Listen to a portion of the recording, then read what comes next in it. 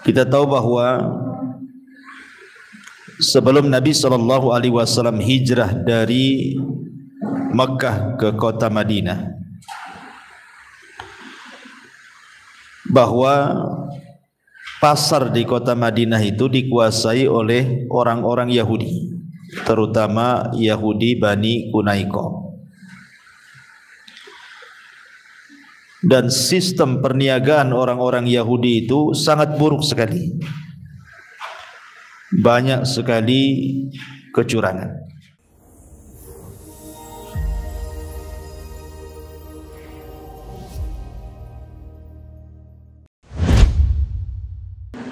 Bismillahirrahmanirrahim. Assalamualaikum warahmatullahi wabarakatuh.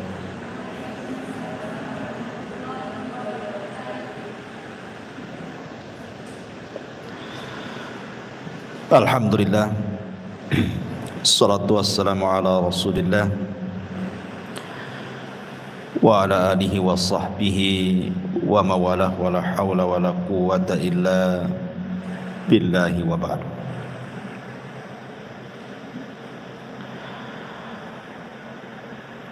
Baik, kita lanjutkan kajian kita, masih membahas tafsir singkat dari surat-surat pendek dalam juz Amma, dan kita masuk pada surah Al-Mutaffifin.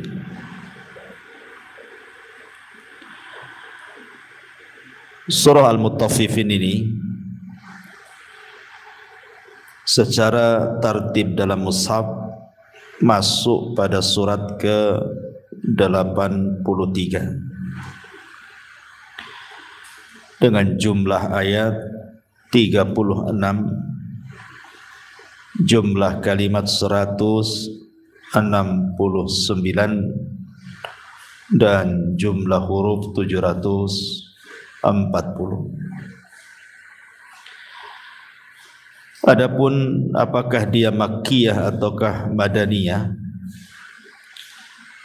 maka terjadi silang pendapat di antara ulama. Pendapat Ibnu Mas'ud, Dhahak dan juga Muqatil bahwa surah Al-Mutaffifin ini adalah Makkiyah, artinya turun sebelum hijrah. Ada juga pendapat yang lain dari Ibnu Abbas, Ikrimah, As-Sudi dan juga Al-Hasan mengatakan bahwa surah Al-Mutaffifin ini adalah surah Madaniyah, surat yang turun setelah hijrah.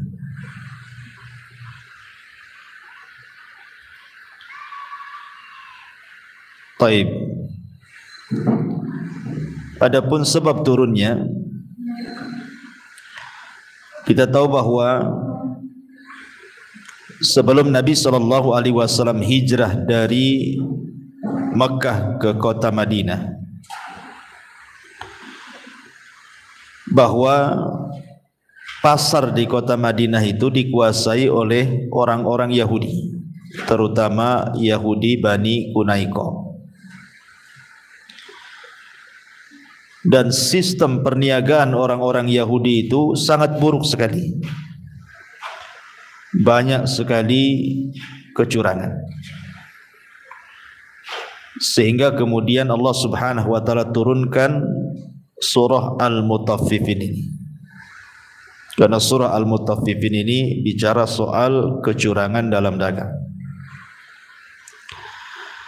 Ada juga yang mengatakan bahwa surah Al-Mutaffifin ini turun kepada orang namanya Abu Juhainah. Ada orang namanya Abu Juhainah. Kalau dia jualan itu, dia punya dua gantang, gantang kecil dan gantang besar. Jadi kalau dia menjual, dia keluarkan gantang kecilnya. Tapi kalau dia membeli, dia keluarkan gantang besarnya. Maka sebab itulah turun surah Al-Mutaffifin. Adapun kenapa surat ini diberi nama surah Al-Mutaffifin? Karena ada nama mutaffifin di permulaan surat, wailun lil mutaffifin. Makanya suratnya kemudian disebut mutaffifin.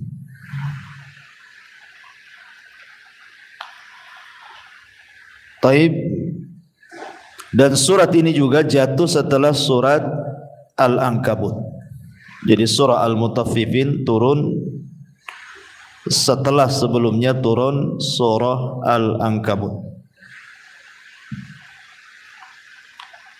Kita baca ayatnya. A'udzubillahi minasyaitonir rajim. Bismillahirrahmanirrahim. Wailun lil mutaffifin. Celakalah bagi orang-orang yang curang dalam menakar dan menimbang. Seperti apa gambarannya? Alladzina idzaktalu 'alan nasi yastawfun. Orang-orang yang apabila menerima takaran dari orang lain, mereka pun meminta dicukupkan. Artinya kalau dia posisinya pembeli. Wa idza kaluhum aw wazanuhum yukhsirun. Dan apabila mereka menakar atau menimbang untuk orang lain, mereka pun menguranginya. Ini kalau di posisi penjual. Maka Allah Subhanahu wa taala ingatkan, ala yadhunnu ulaika annahum mab'utsun. Tidakkah mereka itu mengira bahwa sesungguhnya mereka akan dibangkitkan liyaumin azim, pada satu hari yang sangat besar, yauma yaqumun nasu li rabbil alamin, yaitu pada hari ketika semua orang bangkit menghadap Tuhan seluruh alam semesta. Kalimat wailun, sebagian para ulama, orang Arab itu tidak biasa meletakkan kalimat nakirah di permulaan kata. Biasanya orang Arab itu meletakkan kalimat yang sifatnya ma'rifat. Maksudnya jarang orang Arab itu meletakkan kalimat yang kalimat itu dimulai dengan adanya tanwin. Wailun kan tanwin itu. Wailun, wailan, wailin, itu namanya tanwinnya. Tetapi orang Arab itu biasanya kalau meletakkan di permulaan kalimat menggunakan alif lam. Al-wailu, harusnya seperti itu. Tetapi karena ini bentuknya sebuah doa, doa kebinasaan, wail itu artinya kebinasaan, maka digunakan dalam bentuk nakirah. Ada juga wailun itu maksudnya adalah satu lembah yang terdapat di neraka jahanam. Lembah ini sangat dalam, sangat gelap dan sangat busuk karena semua nanah dan darah penduduk neraka itu masuk ke lembah ini. Saking mengerikannya jahanam sendiri sampai isti'adzah, meminta perlindungan dari lembah ini. Itulah wailun lil mutaffifin. Untuk apa lembah ini? Atau kalau diartikan doa, doa kebinasaan itu siapa? Maka Allah katakan lil mutaffifin, untuk orang yang suka mentatfif. Tatfif itu artinya mengurang-urang. Dan dalam dunia perniagaan di zaman dulu itu sudah tradisi mereka suka mengurang-urang takaran, mengurang-urang timbangan, mengurang-urang meteran dan begitu seterusnya. Tapi kemudian juga di zaman sekarang juga banyak yang seperti itu. Kadang-kadang diganjel timbangannya kalau sekarang kan. Atau kalau pakai timbangan digital kadang-kadang belum pas sudah diangkat, padahal nomornya masih jalan tuh, sudah diangkat sama dia. Kadang-kadang nggak dikasih tahu nomornya kan, harusnya kan penjual itu dikasih tahu, tengok tuh angkanya itu, ini enggak. taruh di situ, main diikat, kasih kan gitu. Atau dengan cara tatfifnya itu mencampurkan yang baik dan yang buruk. Pamannya ibu beli salak, beli duku, beli yang ya buah-buahan. Tujuan kita membelikan yang bagus karena diberikan contoh yang bagus. Tetapi karena dia hendak mengurang-urang, akhirnya dicampurlah yang baik dengan yang bagus, ataupun dicampur yang kering dengan yang basah supaya timbangannya berat. Sampai ada orang jual sapi itu, ada namanya sapi gelonggongan lagi kan ya, kasih air ke dalam supaya berat tuh timbangannya itu. Lah ini semua tatfif namanya. Atau semua curang dalam dunia dagang itu masuk kepada tatfif. Sebenarnya kalau kita sedikit berfikir, sering saya sampaikan kepada ibu-ibu ya, curang dalam dunia perniagaan yang disebut dengan mutaffifin itu sebenarnya tidak mengenyangkan. Tidak mengenyangkan. Contoh nih, kalau ibu jualan buah-buahan, kemudian ada orang yang beli 1 kilo salak, 1 kilo duku atau 1 kilo jeruk.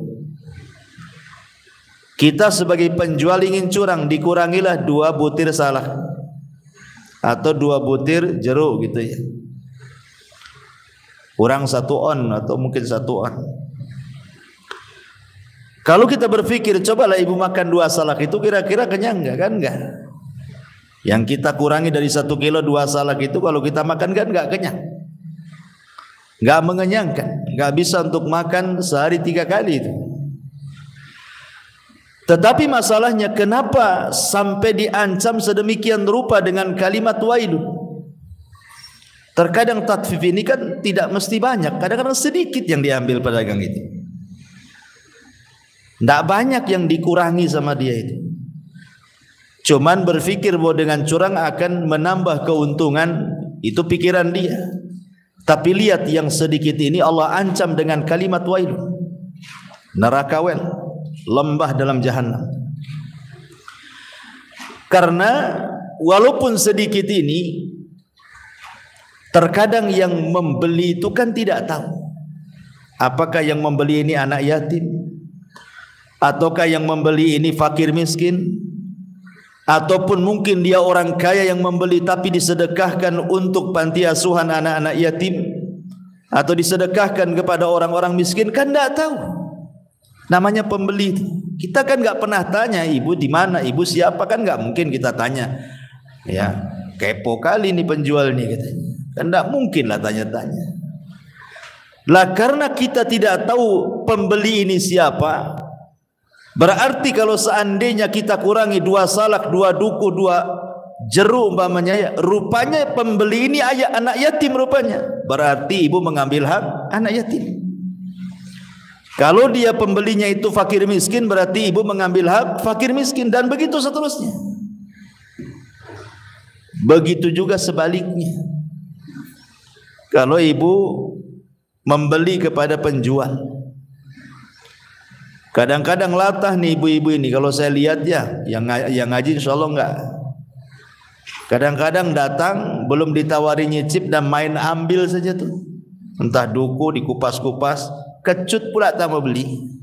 Udah temakan padahal satu tuh, tak mau beli. Malah dicaci makinya coba. Sudah tidak beli dicaci maki pula pedagangnya. Kan dosanya 2 kali. Harusnya kan kita cuma tanya basa-basi, bagus gak bang? Bagus. Manis? Manis. Kalau tak manis boleh saya balikan, kan gitu harusnya kan. Ya. Kecuali kalau dia menawarkan, coba lihat nih sampelnya kan itu, kayak ginilah.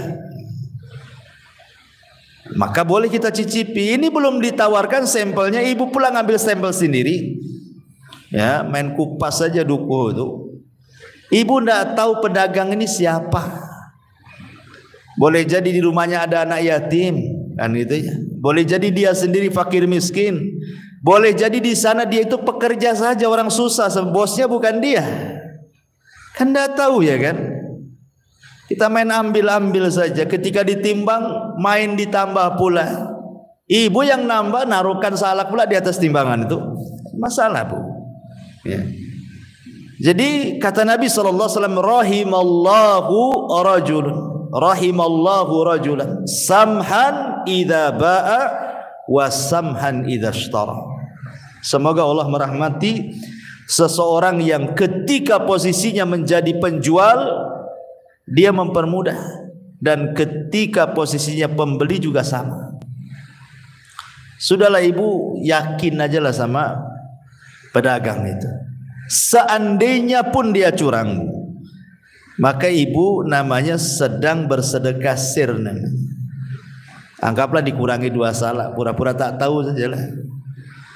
Ya, anggaplah disedekahkan, kan nggak ada yang tahu kecuali ibu dengan dia saja kan. Nah, itu jadi sedekah tuh. Jadi di sini kenapa Allah Subhanahu wa taala sampai mengatakan wailun, neraka bagi orang-orang mutaffifin. Karena tadilah rahasianya, walaupun tidak mengenyangkan, walaupun sedikit kecurangannya, tapi bahaya.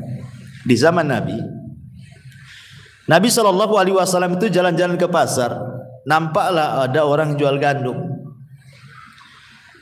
Zaman dulu kan belum ada, kalau di kita ini beras pakai karung, pakai plastik kan nggak ada zaman dulu kan. Biasanya beras itu ya nampak ya kan, ditaruh di tempat, jadi orang datang bisa megang. Kalau orang sekarang mana bisa megang? Kalau dirobek plastiknya berarti beli. Kalau zaman sekarang kan, ya. Oh zaman dulu kan nampak berasnya bisa dipegang-pegang. Ini jenis apa, ini jenis apa kan orang dulu tuh. Lah di zaman Rasul gitu tuh. Jadi oleh Nabi SAW dimasukkanlah ini tangan Rasul ini ke dalam beras gandum itu. Rupanya basah pula bawahnya, atasnya pula kering. Jadi Nabi SAW bertanya, kenapa bawahnya basah, kenapa atasnya kering? Tiba-tiba sang penjual ini mengatakan, ya Rasulullah, asabathu matar. Rasul, tadi kena hujan Rasul. Ya Rasul tidak bego juga lah, masa hujan dari mana? Dari atas, bukan dari bawah. Kalau hujan dari bawah ke atas, iyalah basah bawah tuh. Hujan kan dari atas ke bawah, mestinya yang atas lah yang basah, yang kering yang bawah kan gitu. Maka Nabi SAW mengatakan, sebaiknya kata Nabi SAW, yang basah ini letakkan di atas, liyarahun nas, agar manusia melihatnya. Agar manusia melihat. Kenapa demikian?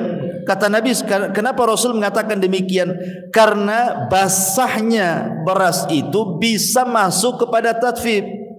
Yang tadinya ringan kan jadi berat jadinya kan.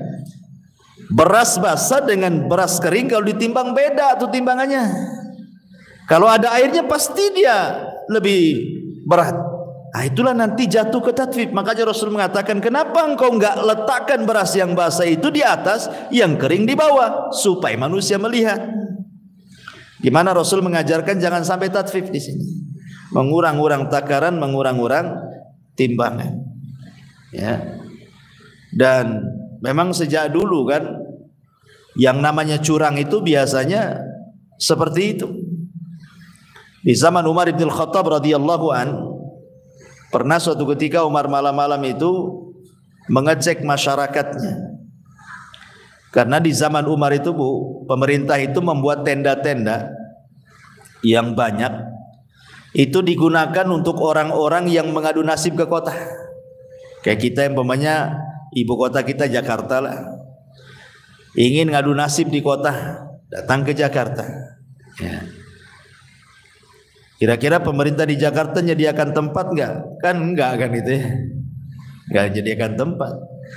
Tapi Umar bin Khattab radhiyallahu anhu selaku pemimpin negara menyediakan tempat itu untuk orang-orang daerah yang ingin ke ibu kota. Dibuatlah tenda-tenda banyak. Termasuk juga diberikan penerangan. Dikasih lampu, tapi dijatah gitu ya lampunya. Jam sekian nyala, jam sekian padam. Jadi Umar radhiyallahu an ini setiap malam ngecek tuh. Kemudian adalah satu tenda itu kok lampunya belum dipadamkan, mestinya padam jam sekian itu. Maka mendekatlah Umar itu ke tenda tadi. Rupanya dalam tenda itu adalah percakapan seorang ibu dengan anak gadisnya. Kata ibunya, nak, besoklah kita jualan susu itu kita campur aja dengan air mineral katanya. Buat apa, Bu? Ya biar banyaklah untungnya. Kan itu. Maka anak gadisnya mengatakan, jangan, Bu. Aturan Umar ibn al-Khattab Amirul Mukminin melarang curang dagang. Kata ibunya, kan tidak tahu Amirul Mukminin, padahal di samping tendanya tuh. Ya. Kan nggak tahu Amirul Mukminin. Dia kan nggak melihat kita katanya.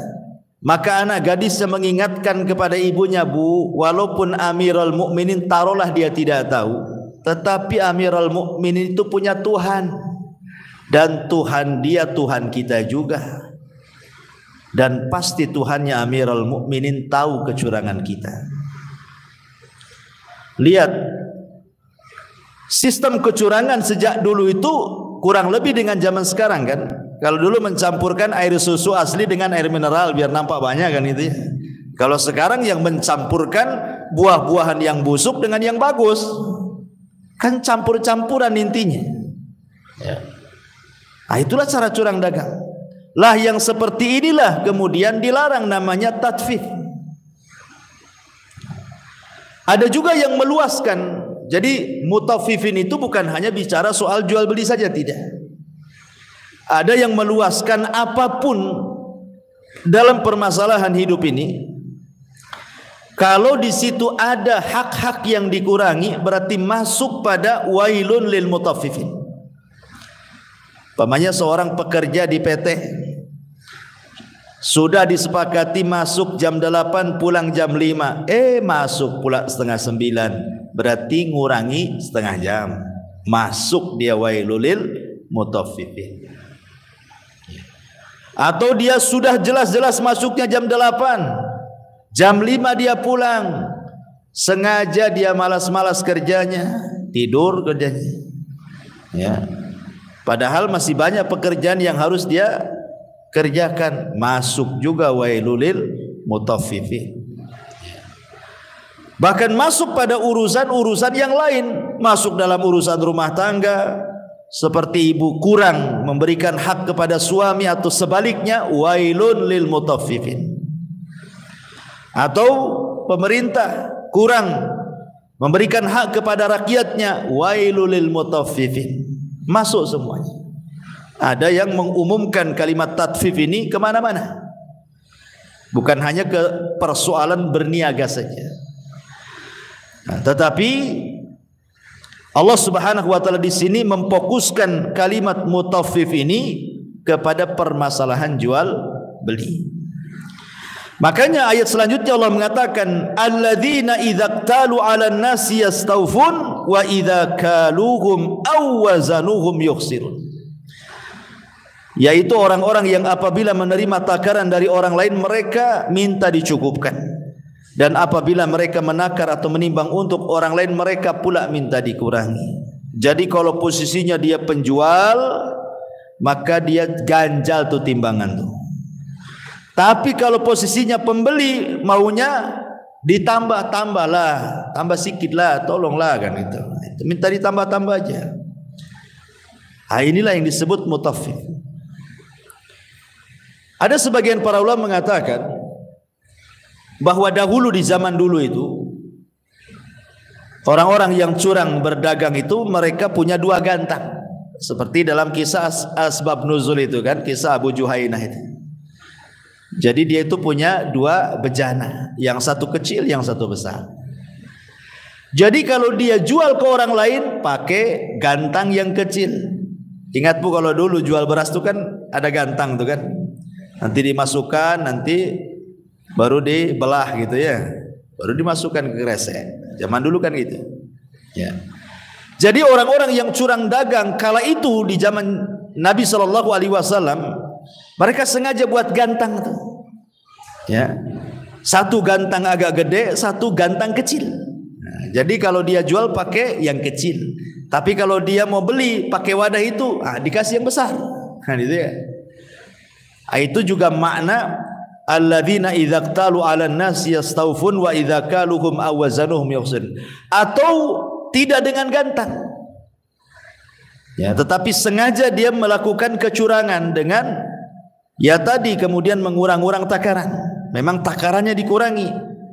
Seperti mengganjal timbangan. Kalau dulu kan ma'ruf tuh diganjal-ganjal timbangan tuh. Sengaja gitu biar enggak pas gitu ya, biar kurang. Ya. Atau selaku pembeli yaitu main ambil dimasukkan saja.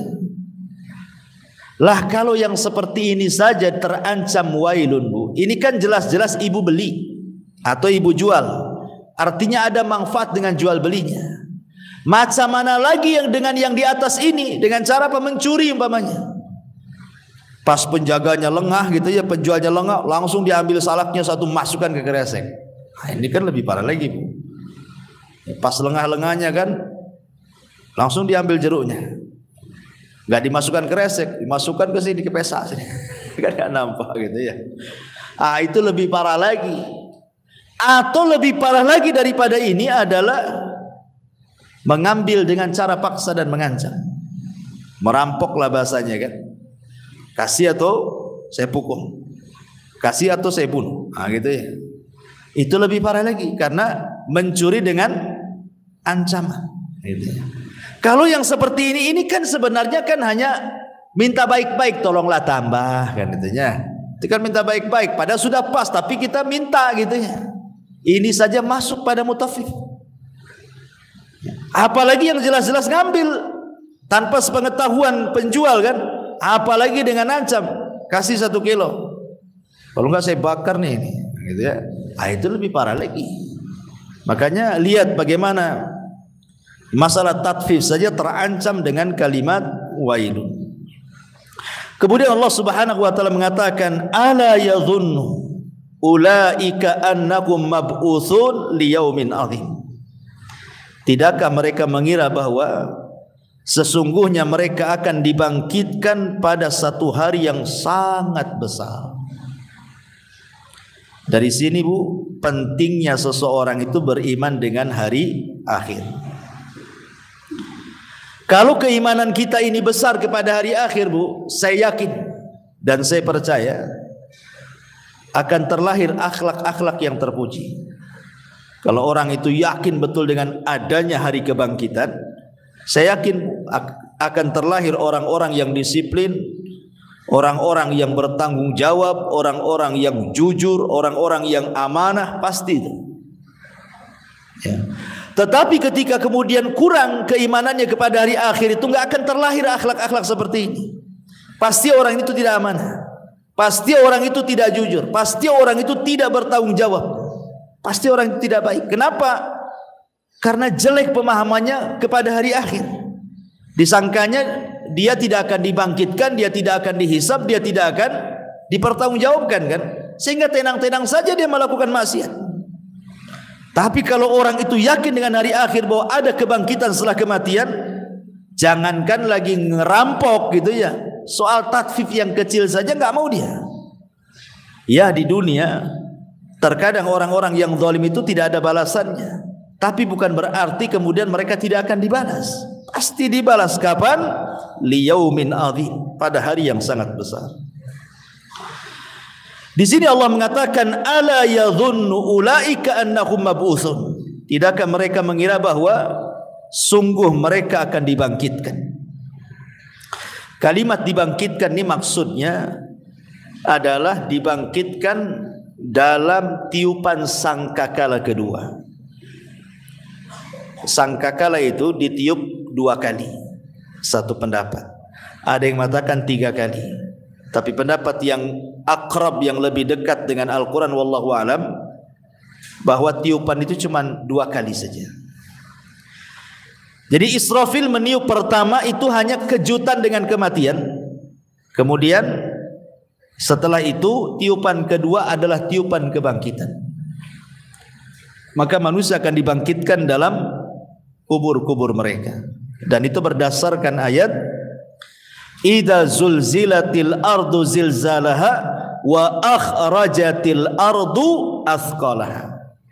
wa akhrajatil ardu, dan kami keluarkan beban-beban isi bumi ke permukaan. Dalam ayat yang lain, wa alqat ma fiha wa takhallat, dan kami akan lempar tuh badan-badan yang di dalam bumi ini ke permukaan. Jadi setelah Allah hancur-hancurkan alam semesta ini, Bu, kemudian bumi yang kita pijak sudah diganti dengan bumi yang lain, yang rata, tidak ada yang meninggi, tidak ada yang merendah, tidak ada gunung, tidak ada lembah, semua rata, dan tidak ada malam, tidak ada alam. Ketika itulah Allah Subhanahu wa taala kirimkan hujan. Hujan ini menembus semua lapisan tanah sehingga menyentuh setiap tulang-tulang ekor yang tidak dihancurkan saat kiamat. Ingat, Bu, dari semua badan kita itu pasti binasa. Mungkin binasa karena termakan waktu di dalam tanah, ya kan? Atau mungkin binasa karena dahsyatnya hari kiamat. Betul-betul hancur, tidak tersisa. Tetapi ada satu bagian tubuh kita yang tidak mungkin hancur walaupun kiamat dibangkitkan sekalipun. Apa itu? Tulang ekor manusia. Tulang ekor tidak akan hilang walaupun kecil, ya. Mungkin bisa dilihat dengan alat, kan, hanya bisa dilihat dengan alat. Nah, itu tulang ekor itu tidak akan dihancurkan karena setiap manusia akan dibangkitkan dari situ. Jadi ketika Allah turun hujan tuh, maka air hujan itu akan menyentuh setiap tulang ekor itu. Ketika menyentuh tulang ekor itulah, maka innallaha ala kulli syai'in qadir. Allah atas segala sesuatu mampu membangkitkan manusia. Dari situlah manusia dibangkitkan. Maka datang lagi tulangnya yang lain, datang lagi dagingnya, datang lagi kulitnya, sampai betul-betul menjadi jasad sebagaimana permulaan kita hidup dan mati di dunia. Kemudian Allah lempar ke permukaan, ya. Semua jasad bergelimpangan di mana-mana. Bayangkan sejak zaman Adam sampai yang terakhir mati, apa nggak banyak gitu. Lah dari situlah Allah lepaskan setiap ruh yang saat kiamat tidak dihancurkan. Jadi tulang ekor tidak hancur, ruh juga tidak hancur saat kiamat dibangkitkan. Lalu posisi ruh di mana? Kalau dia ruhnya orang-orang yang beriman, Allah letakkan di Iliyin, tempat yang paling tinggi. Kalau dia orang kafir munafik, maka Allah letakkan di Sijin, di bawah dasar bumi yang paling dalam. Lah ketika jasad sudah dibangkitkan itu, Bu, sudah dikembalikan, sudah utuh menjadi jasad manusia, baru Allah lepaskan ruh-ruhnya itu. Jadi ruhnya yang dari Iliyin melesat semua ke bumi, ruhnya yang dari Sijin juga sama melesat. Subhanallah, tidak ada satu pun yang tertukar antara ruh dan jasad itu. Nggak akan tertukar, Bu. Ya tiba-tiba tertukar dengan tetangganya, ini salah, kamu sana, enggak. Ya. Jadi semua pas dengan jasadnya, dan itu kuasa Allah Subhanahu wa taala, enggak tertukar. Padahal jasad itu entah berapa jumlahnya. Yang di dalam kuburan sekarang saja, Bu, kalau dihitung jumlahnya dengan yang ada di atas tanah, masih banyak yang di bawah tanah. Kalau dihitung loh ya, sejak zaman Nabi Adam sampai sekarang tuh, di dalam tanah itu lebih banyak yang dikubur dibandingkan yang hidup di atas permukaan bumi. Kenapa? Karena kita ini umat terakhir, sudah nggak ada lagi umat setelah kita. Tapi umat sebelum Rasul itu kan berumat-umat tuh, ya. Berapa itu banyaknya jumlahnya manusia di dalam dasar bumi yang sudah dikubur itu. Lah itu nanti hari kiamat semua dengan kita yang sekarang hidup, dengan yang dipendam sejak zaman Nabi Adam sampai yang terakhir mati, semua dibangkitkan. Tahu banyak sekali itu jumlahnya. Itu pun tidak ada yang tertukar ruhnya. Itulah kuasa Allah Subhanahu wa taala. Ketika saat ruh masuk, mereka lah dibangkitkan. Sampai kata Rasulullah, akulah orang yang pertama keluar dari kuburan. Cuman aku ketika siuman, aku melihat Nabi Musa sedang duduk, katanya, bersandar. Aku tidak tahu apakah aku dulu yang dibangkitkan ataukah dia dulu, kata Nabi. Tapi yang jelas bahwa Nabi SAW orang yang pertama kali dibangkitkan dari kuburan, dan yang pertama mendapatkan pakaian siapa? Nabi Ibrahim. Ya, karena dia yang memakaikan Ka'bah, ya, maka dia yang pertama kali diberikan pakaian. Karena kan manusia dibangkitkan itu kan telanjang bulat, tidak dihitan, tidak pakai sandal, tidak ada pakaian, bahkan tidak ada harta di badan. Kan bahasa hadisnya seperti itu. Yuhsyarun nas yaumal qiyamah khufatan uratan ghurlan buhman, kata Rasul. Urah telanjang, khufah tidak pakai sandal, ghurlan tidak dikhitan, buhman tidak bawa harta di badan. Lalu apa yang disombongkan coba dari itu? Enggak ada. Ya, itulah hari dibangkitkan manusia seperti itu. Adapun liyaumin azim, pada hari yang sangat besar, ya. Karena hari itu sangat menakutkan. Gimana tidak besar? Matahari dan bulan yang digabungkan saat kiamat itu, Bu. Ingat, di dunia matahari dengan bulan itu tidak pernah ketemu tuh. Cemana ketemunya? Ya, matahari terbenam, bulan pula muncul, bulan hilang, matahari pula muncul. Macam mana cara ketemunya tuh bulan dengan matahari itu? Tetapi pada hari kiamat Allah katakan wa jumi'asy syamsu wal qamar. Matahari dan bulan akan digabungkan. Kemudian diletakkan di atas kepala 1 mil. Luar biasa panasnya, Bu. Sekarang saja kan, matahari itu kan Allah dengan kuasanya meletakkan dalam porosnya. Dan Allah Subhanahu wa taala sudah atur tuh temperaturnya tuh. Sebab kalau matahari ini sedikit saja keluar dari garis edarnya kan, Bu, mendekat manusia, terbakar bumi ini. Bukan kita aja terbakar, bumi terbakar.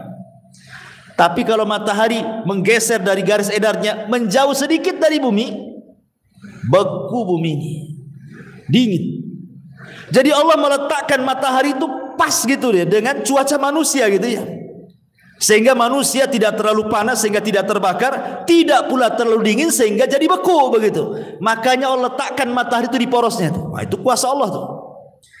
Lah, matahari yang sedemikian luar biasa manfaatnya bagi kita itu akan dicampurkan dengan bulan, digabungkan, kemudian diletakkan di atas kepala. Itu disebut yaumin azim.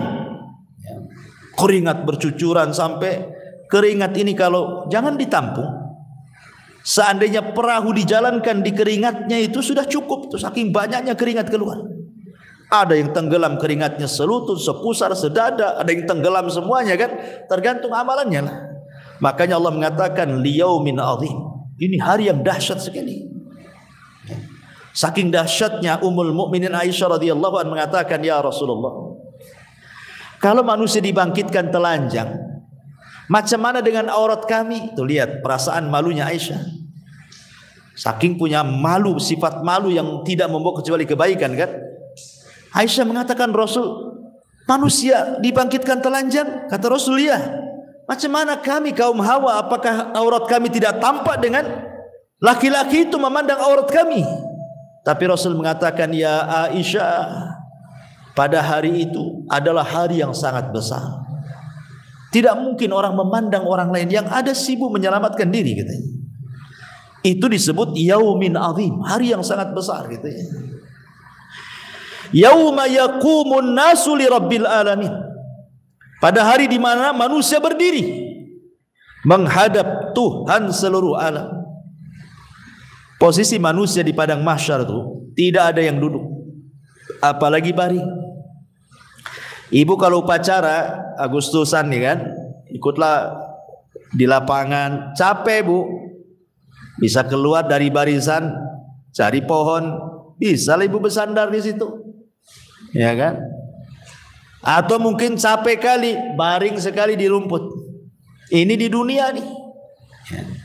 Tetapi di padang mahsyar itu posisi manusia tidak ada yang duduk.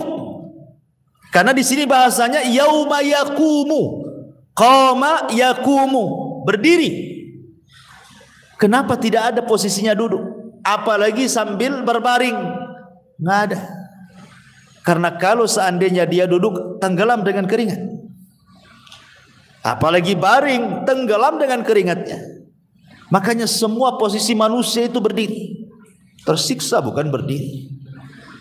Makanya ketika mereka datang kepada Nabi Adam, apa kata penduduk orang-orang di padang mahsyar itu?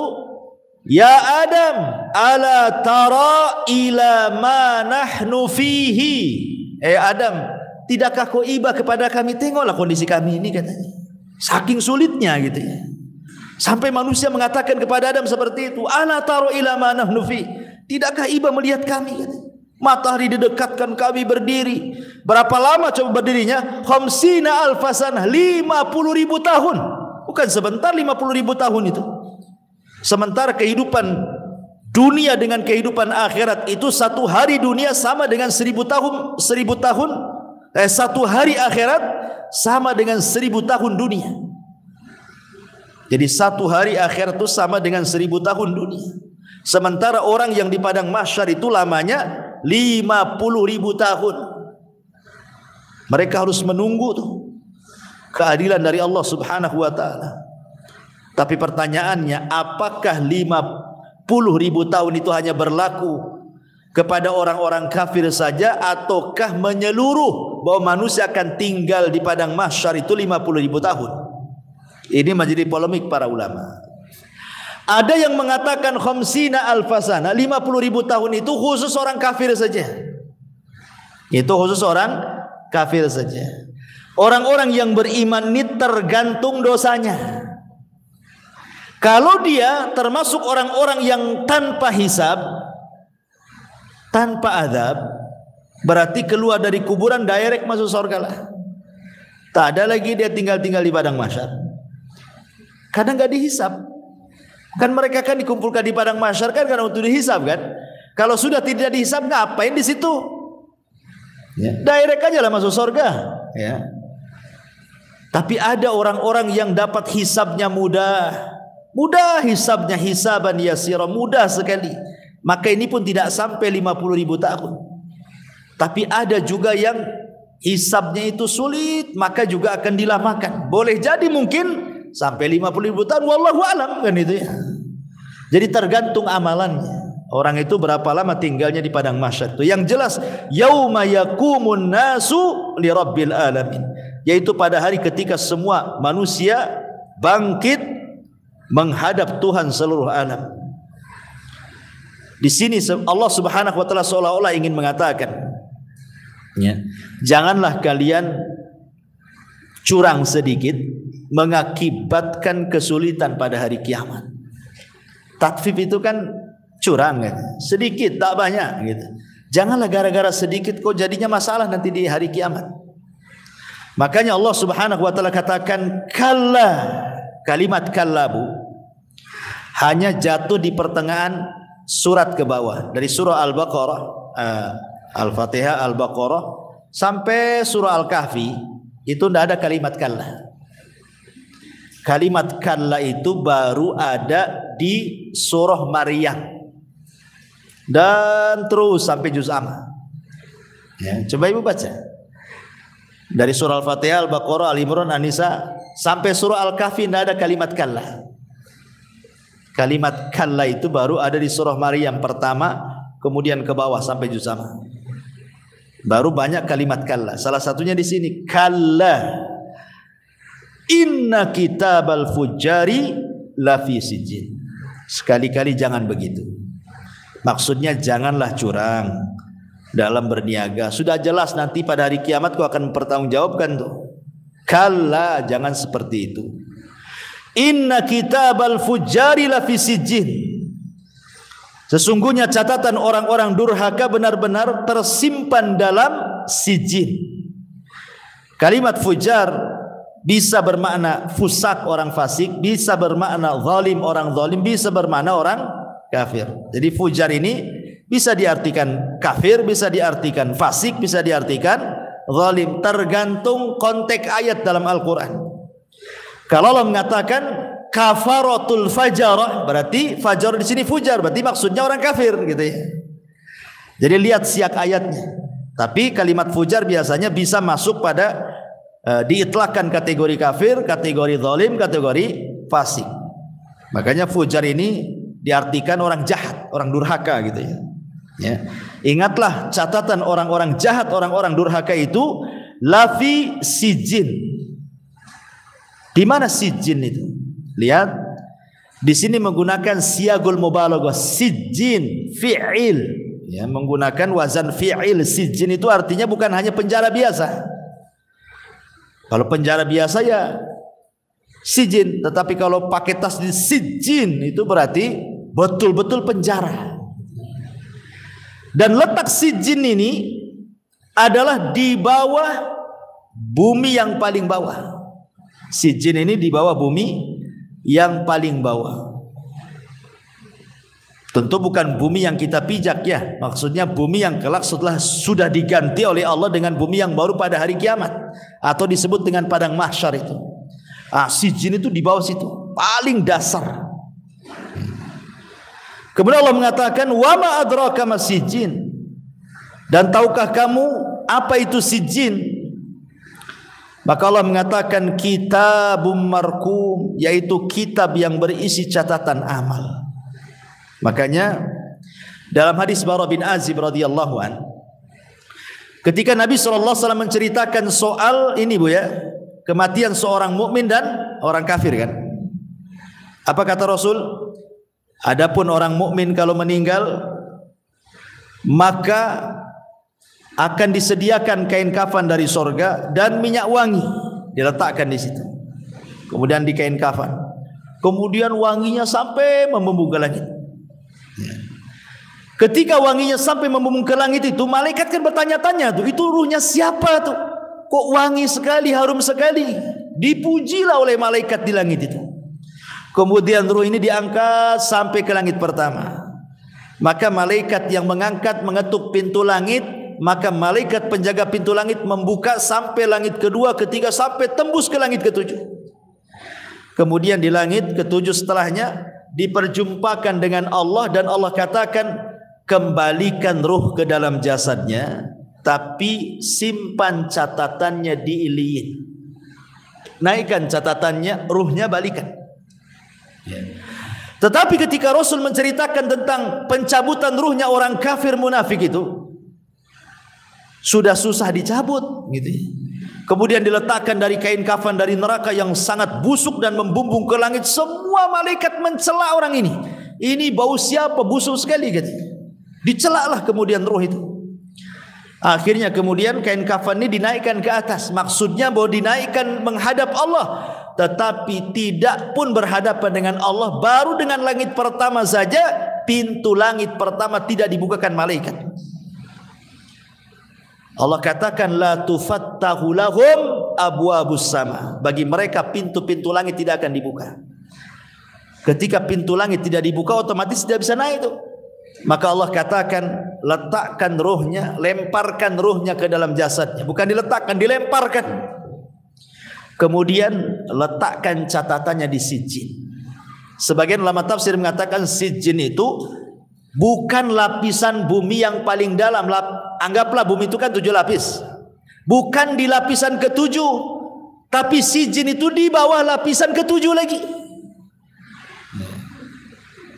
Seolah-olah apa Bu? Seolah-olah bumi tidak menerima amalan jeleknya. Bumi menolaknya, nggak mau dijadikan simpanan amalan buruk orang-orang jatuh, nggak mau dia. Makanya kemudian bumi menolaknya sehingga diletakkan di bawah lapisan yang ke-7 lagi tuh. Berarti sudah di bawah bumi lagi tuh. Bayangkan coba terhinanya orang-orang fujar ini. Nah, itu disebut sijin namanya. Ya. Kemudian Allah mengatakan, wailun yauma idzin lil mukadzibin. Terulang kalimat wail di sini ya. Neraka wail atau celaka atau binasa pada hari itu bagi orang-orang yang mendustakan. Siapa mereka? Alladzina yukadzibuna biyaumiddin, orang-orang yang mendustakan hari pembalasan. Wa ma yukadzibu bihi illa kullu mu'tadin atsin. Dan tidak ada yang mendustakan hari pembalasan kecuali setiap orang yang melampaui batas dan berdosa. Siapa mereka? Idza tutsla alaihi ayatuna qala asatirul awwalin. yang apabila dibacakan padanya ayat-ayat kami dia berkata, ah itu kan dongeng orang-orang dulu saja. Di zaman Nabi SAW, para pendusta itu kan ma'ruf Bu ya. Namanya seperti Abu Lahab, Abu Jahal, Umayyah, Al-Walid, Uqbah, dan banyak sekali. Ya, Uqbah bin Mu'aid, ya, itulah para pendusta di zaman itu. Sebenarnya mereka itu dalam hatinya membenarkan dan tidak mendustakan. Sama dengan Fir'aun ketika berhadapan dengan Nabi Musa. Allah mengatakan apa? Wastaiqanatha anfusuhum zulman wa uluwa. Wastaiqanathu anfusuhum zulman wa uluwa. Jadi Fir'aun itu sebenarnya yakin dengan ajarannya Musa. Cuman karena merasa tinggi, merasa dirinya mengaku Tuhan gitu ya.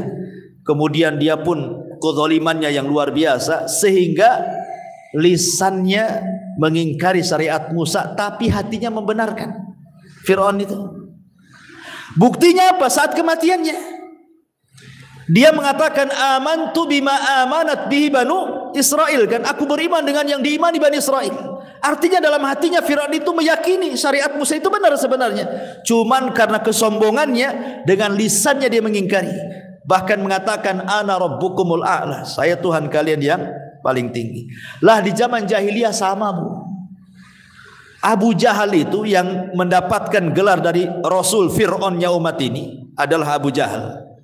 Itu sama dengan Fir'aun dulu di zaman Nabi Musa, hatinya itulah membenarkan Nabi. Dari mana kita tahu? Dari percakapan Akhnas ibn Syurek dengan Abu Jahal.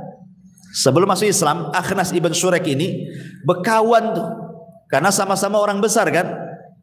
Ya, Akhnas ibn Syurek, Amr ibn Hisham atau Abu Jahal, Abu Sufyan itu kan para pembesar-pembesar tuh di zaman itu. Lah Akhnas ibn Syurek ini sebelum dia masuk Islam, dia pernah berbincang-bincang dengan Abu Lahab. Namanya Abul Hakam. Abu Lahab itu kan nabi yang kasih Abu Jahal. Abu Jahal itu nabi yang kasih nama. Namanya bukan Abu Jahal, namanya siapa? Amr ibn Hisham. Julukannya Abul Hakam. Bagus tuh julukannya Abul Hakam, Bu. Hakam itu artinya bijaksana. Bapak kebijaksanaan gitu kalau mau diartikan Abul Hakam itu. Karena kalau Abu Jahal ini memutuskan sebuah perkara sangat masuk di akal, sangat bijak. Makanya banyak orang-orang kafir itu gandrung dengan Abu Jahal karena kebijakannya. Salah satunya siapa? Khalid ibn Walid. Gara-gara terpincut dengan Abu Jahal, 20 tahun dia kafir. Baru setelah 20 tahun Islam berlalu, baru dia masuk Islam di tahun ke-7 Hijriah. 13 tahun loh Khalid ibn Walid dan masuk Islam. Setelah hijrah ke Madinah, tidak juga mau masuk Islam. Kaum muslimin itu sudah hijrah ke Madinah. Baru di tahun ke-7, Khalid baru masuk Islam. Jadi Abu Bakar tanyalah sama Khalid itu. Khalid, lihat teman-temanmu yang duluan masuk Islam tuh. Mereka sudah 20 tahun mereka mengaji kepada Rasul, menjadi orang-orang hebat. Kenapa kau baru sekarang dapat hidayah katanya? Kata Khalid bin Walid begini, dulu aku itu sangat gandrung dengan tokoh-tokoh Quraisy itu. Salah satunya Abu Jahal, Abul Hakam. Tapi setelah mereka mati di perang Badar, artinya mati pada tahun kedua Hijriah kan, perang Badar kan tahun kedua. Artinya sudah lewat berapa tahun? 15 tahun. Karena Rasul di Mekah 13 tahun ditambah dengan 2 tahun berarti 15 tahun. Sudah lewat 15 tahun tuh. Para pembesar kami mati. Abu Jahal mati, Umayyah mati, ya semua mati. Akhirnya kamilah yang menggantikan posisi mereka menjadi pemimpin-pemimpin Arab, kata Khalid ibn Walid. Barulah kami terpikir untuk membandingkan agama kami dengan agama Muhammad. Ya, karena dulu ketika bapak-bapak kami masih hidup, Abu Jahal itu didoktrin. Kita ini dibencikan sehingga tidak bisa dibandingkan kan itu ya. Tapi setelah tidak ada lagi yang doktrin, tidak ada lagi tokoh-tokohnya, baru kami berpikir. Setelah kami lihat-lihat ajaran Muhammad kok lebih masuk di akal, lebih baik dibandingkan ajaran kami, makanya kami tinggalkan. Kemudian kami masuk Islam. Itu di tahun ke-7 dan perang yang pertama diikuti Khalid itu perang Mu'tah namanya. Artinya apa? Khalid baru dapat hidayah di tahun ke-7 Hijriah, sudah Islam 20 tahun lewat. Kenapa? Karena bahayanya taklid buta kepada ajaran nenek moyang. Itu yang menghalangi Khalid sudah dapat hidayah. Kenapa? Karena berpegang kepada tradisi. Orang kalau berpegang kepada tradisi kan sulit dirubah, Bu. Ibu mau dakwah nih ke kampung, tradisinya kental di sana kan sulit merubah kan. Maksudnya tradisi-tradisi yang menyimpang dari Al-Quran dan Sunnah. Tidak semua tradisi harus dihilangkan, tidak kan itu. Tradisi-tradisi bagus perlu dilestarikan. Seperti di zaman jahiliyah menjamu tamu kan tradisi bagus kan, dalam Islam ditetapkan. Menghormati bulan-bulan hurum dalam Islam ditetapkan. Ada tradisi-tradisi bagus tidak dibuang. Ya. Tetapi lihat bahaya orang-orang yang fanatik dengan tradisi seperti Khalid, akhirnya lama kan dapat hidayahnya kan. Setelah 20 tahun dapat hidayah karena fanatik buta dengan tokohnya tuh. Nah, itulah. Nah, setelah dia masuk Islam, baru Amr bin As juga masuk Islam. Kemudian ada satu juga kawannya tokohnya masuk Islam. Lah sebenarnya Akhnas ibn Surek ini sebelum masuk Islam itu kan hatinya itu sebenarnya sudah yakin ajaran Muhammad itu benar. Makanya dia cobalah ngomong sama Abu Jahal kawannya itu. Ya Abul Hakam. Kunyahnya Abu Jahal di zaman jahiliyah. Ya Abul Hakam katanya. Wahai Abul Hakam, saya ingin tanya, bagaimana pendapatmu tentang Muhammad itu? Macam mana sih Muhammad itu di matamu itu seperti apa gitu? Subhanallah. Ini jawaban Abu Jahal, kata Akhnas ibn Surek ketika dia masuk Islam, dia cerita. Kata Abu Jahal, wallahi ma jarrabtu alaihil kadhib. Demi Allah aku tidak mendapatkan satu pun yang diucapkan Muhammad itu dusta. Artinya kan yakin Abu Jahal itu kan. Dia mengatakan demi Allah, kata Abu Jahal, aku tidak melihat yang diucapkan Muhammad itu dusta. Dan pada satu malam Akhnas ibn Surek, Abi Sufyan, Abu Jahal nggak ada koordinasi, Bu. Mereka mengendap-endap ketika Nabi SAW sedang sholat. Kemudian mereka menikmati bacaan Nabi sedang sholat, Bu. Setiap malam kalau Nabi sholat di sana, Abu Jahal datang, Akhnas datang, Abu Sufyan datang. Tapi nggak ada koordinasi, satu dengan lain nggak tahu. Jadi satu malam Rasul pula tak datang untuk sholat malam, sementara orang tiga ini datang. Masing-masing di semak-semak belukar yang berbeda gitu ya. Ketika Rasul tidak datang, kecewalah tiga orang ini. Pas pulang papasan. Kok di sini kamu ngapain? Nah, gitu ya. Kata Abu Sufyan, kamu juga ngapain di sini? Kata anak saya, kamu juga ngapain? Akhirnya salah menyalahkan. Akhirnya mereka terbuka bahwa mereka sedang menikmati bacaan Nabi ketika sholat. Disitulah kata Abu Jahal kepada mereka, jangan datang lagi kita ke sini. Ini kalau orang-orang awam tahu, orang-orang Quraisy, habislah kita katanya. Janji tidak mau datang. Subhanallah. Ketika mereka sudah janji tak akan datang lagi malam-malam mendengarkan bacaan Nabi, Quran itu rupanya kayak besi berani, Bu. Nyedot-nyedot orang. Ya. Besoknya mereka datang lagi, nggak ada koordinasi lagi. Ketika satu malam Rasul tak datang, ketemu lagi lah. Ini gimana ceritanya? Kan kita sudah janji nggak akan datang katanya kan. Asik gitu saja coba. Makanya kalau kita perhatikan orang-orang Quraisy ini sekelas Abu Jahal, Abi Sufyan dan yang lainnya, itu kalau di malam hari itu cinta dengan Quran. Tapi kalau di siang hari jadi musuhnya Al-Quran. Musuh dia sama Nabi. Kok di malam hari suka tuh? Dari sini menunjukkan bahwa mereka itu hanya mendustakan dengan lisan saja, hati mereka itu yakin kan itu ya. Makanya di sini Allah mengatakan wailul yauma idzil mukadzibin alladzina yukadzibuna biyaumiddin wa ma yukadzibu bihi illa kullu mu'tadin athim idza tutla alaihi ayatuna qala asatirul awwalin. Apabila dibacakan kepada mereka, mereka mengatakan itu kan dongeng-dongeng saja, lisannya saja ngomong dongeng-dongeng saja katanya. Buktinya mereka mendengarkan terus bacaan Quran ini baca Nabi kan. Itulah orang-orang kafir. Ya. Mereka itu mendustakan hari pembalasan, Karena periode dakwah Mekah itu Bu, semua dakwahnya bicara soal sorga, neraka, azab kubur, pembalasan, hisab, mizan, itu semua ayat-ayat yang bicara tentang kejadian-kejadian setelah kematian itu disebut periode Mekah Bu. Tapi periode Madinah ini lebih ke fikih, salat, zakat, puasa, haji, itu semua periode Madinah tuh. Kalau periode Mekah ini tauhid semua isinya, soal akhirat semua. Kenapa? Karena orang-orang musyrik itu sangat menentang dengan adanya hari kebangkitan, karena kesombongan mereka. Ya. Kemudian Allah mengatakan, kalla bal rana ala qulubihim ma kanu yaksibun. Sekali-kali tidak.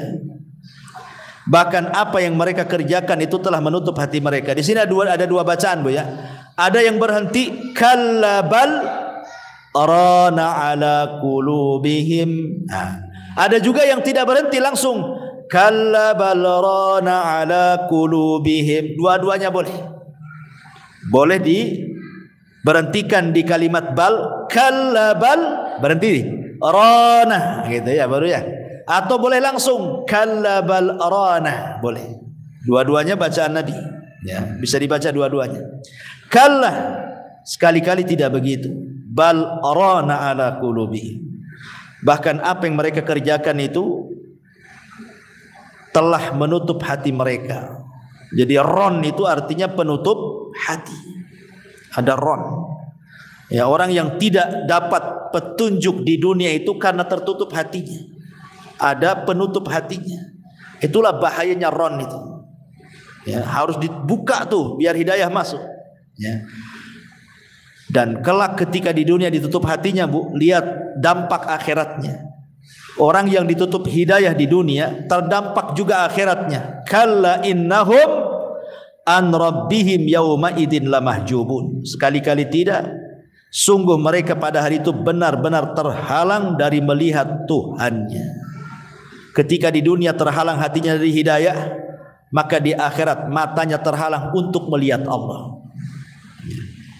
Imam Syafi'i rahimahullahu ta'ala ketika membaca kalla innahum ar-rabbihim yawma idil lamahjubun, sekali-kali tidak, sesungguhnya mereka orang-orang kafir itu pada hari itu benar-benar terhalang dari melihat Tuhannya.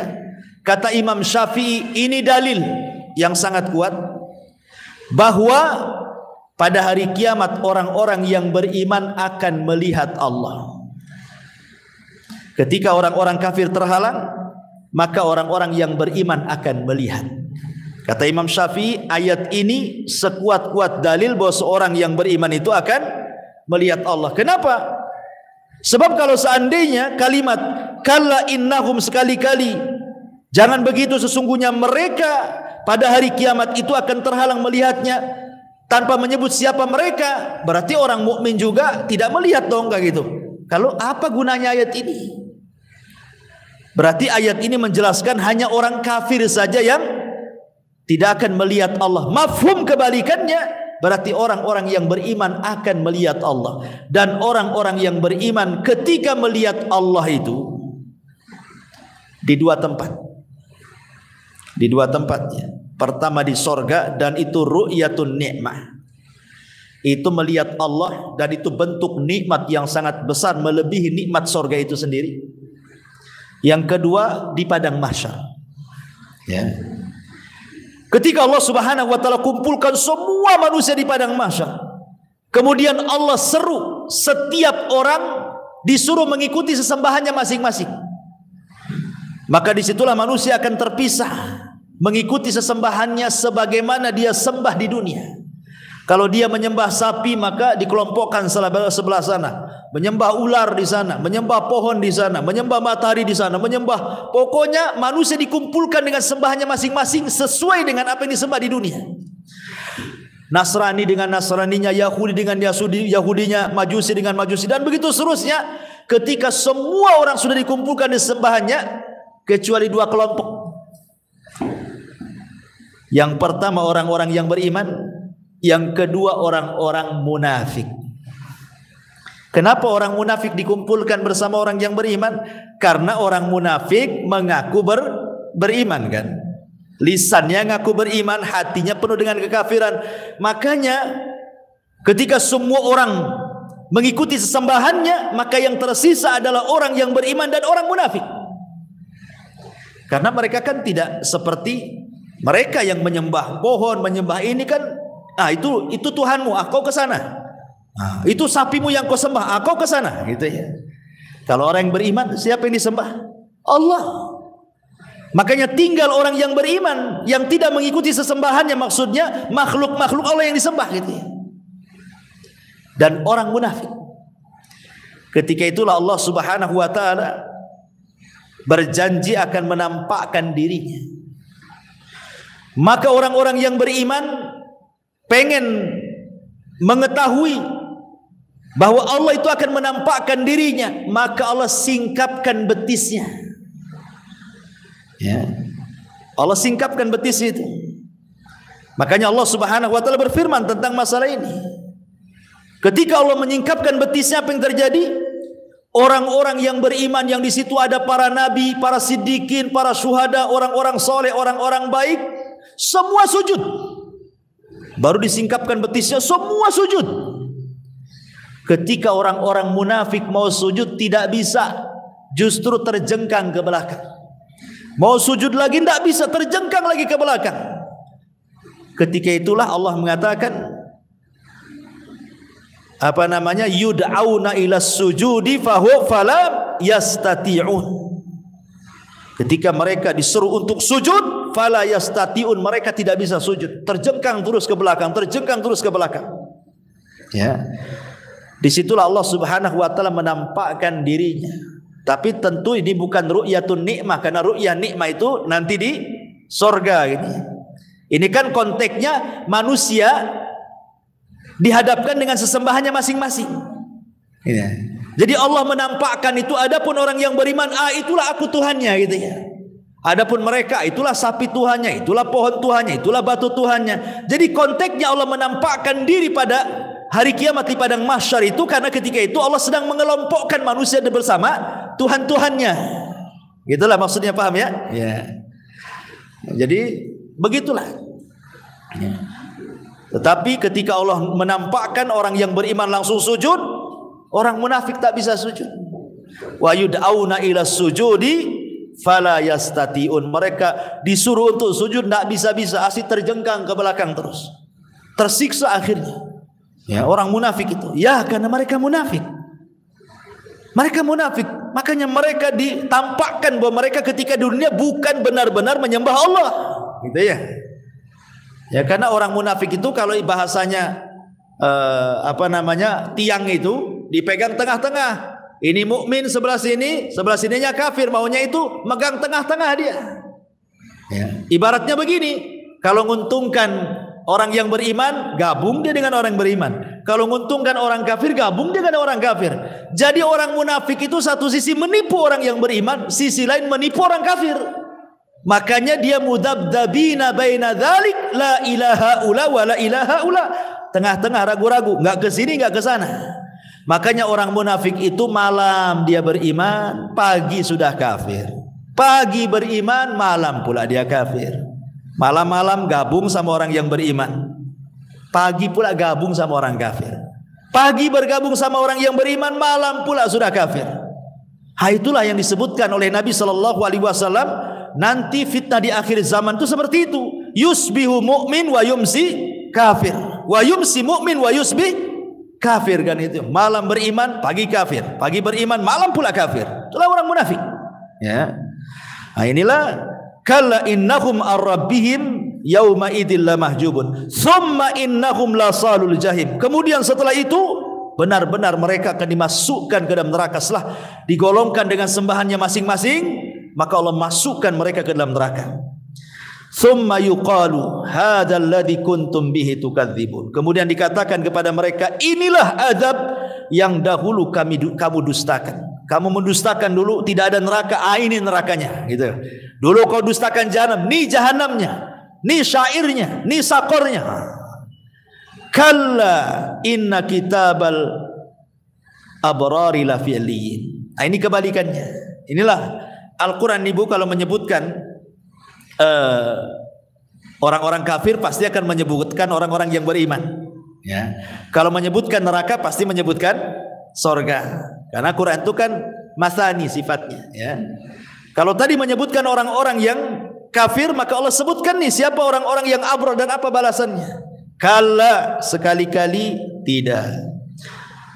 Sesungguhnya inna kitabal abrari, catatan orang-orang yang berbuat baik, la fi illiyin, benar-benar disimpan di illiyin.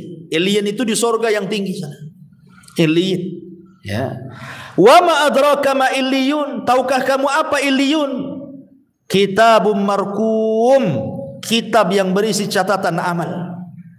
Yashhaduhul muqarrabun, yang disaksikan muqarrabun, malaikat-malaikat Allah. Satu tafsir muqarrab di sini artinya para malaikat. Ada yang mengatakan muqarrabun itu bukan para malaikat, tetapi penghuni surga yang paling tinggi di surga itu disebut muqarrab. Jadi tingkatan yang paling tinggi itu di surga itu disebut muqarrabun namanya. Ada muqarrabun, ya. Kemudian di bawahnya lagi ada ashabul yamin, kan itu ya. Kemudian di bawahnya lagi ada zalimul li nafsi. Nah, jadi yang paling tinggi disebut muqarrab. Oh, itu manzilahnya para nabi gitu ya. Nah, itu yang sedikitlah yang muqarrabun itu. Ada juga ashabul yamin. Ya, itu yang paling banyak ashabul yamin. Ada juga zalimul li nafsi yang masuk neraka dulu baru dimasukkan ke dalam surga sesuai dengan kehendak Allah. Lah ada juga yang mengatakan muqarrabun bukan malaikat, tapi ada yang mentafsirkan muqarrabun di sini malaikat menyaksikan catatan amalnya. Ada juga yang menyaksikan itu maksudnya penduduk surga yang paling tinggi dari kalangan para nabi dan rasul. Innal abrara lafi na'im. Sesungguhnya orang-orang yang berbakti benar-benar berada dalam surga yang penuh dengan nikmat. Naim itu siagul mubalaghah. Artinya kenikmatan yang tidak terputus, itu disebut naim. Ya. Surga itu kenikmatan yang tidak terputus, bal yazdad, bahkan bertambah dan begitu. Jadi setiap hari itu bertambah nikmatnya, Bu. Pamannya nih, saya minum mineral nih. Hari ini rasanya kayak gini. Besok minum lagi, rasanya beda lagi, lebih lezat lagi. Lusanya minum lagi, rasanya beda lagi, lebih lezat lagi. Padahal air yang sama tuh. Nah, itu maksudnya bertambah tuh. Seperti itu. Ya. Alal araiki yang turun. Mereka duduk di atas dipan-dipan melepas pandangan. Siapa yang dipandang di sini? Jadi mereka sambil diberikan satu tempat yang indah gitu ya, yang bisa terbang tuh, Bu. Ibu duduk di situ sampai bertelekan kemudian memandang. Siapa yang dipandang di sini? Sebagian Allah mengatakan maksudnya sambil memandang wajah Allah. Dan ketika itu tidak ada nikmat melebihi memandang wajah Allah. Tapi ada juga kalimat yang turun umum karena tidak disebutkan siapa yang dipandang. Berarti semua kenikmatan di sorga dipandang. Dan senikmat-nikmatnya adalah ru'yatullah, melihat Allah subhanahu wa ta'ala. Ta'rifu fi wujuhihim nadratan naim. Kamu dapat mengetahui dari wajah mereka keserangan hidup yang penuh kenikmatan. Di sorga itu, Bu, nggak ada orang yang berwajah kusam masam, tuh tidak ada. Semua wajah penduduk sorga itu nadratan naim, betul-betul nampak sumringah, itu bahasa kita. Di dunia saja kan orang senang nampak, Bu, dari wajahnya kan. Ibu nampak nih, baru dikasih suami uang banyak gitu.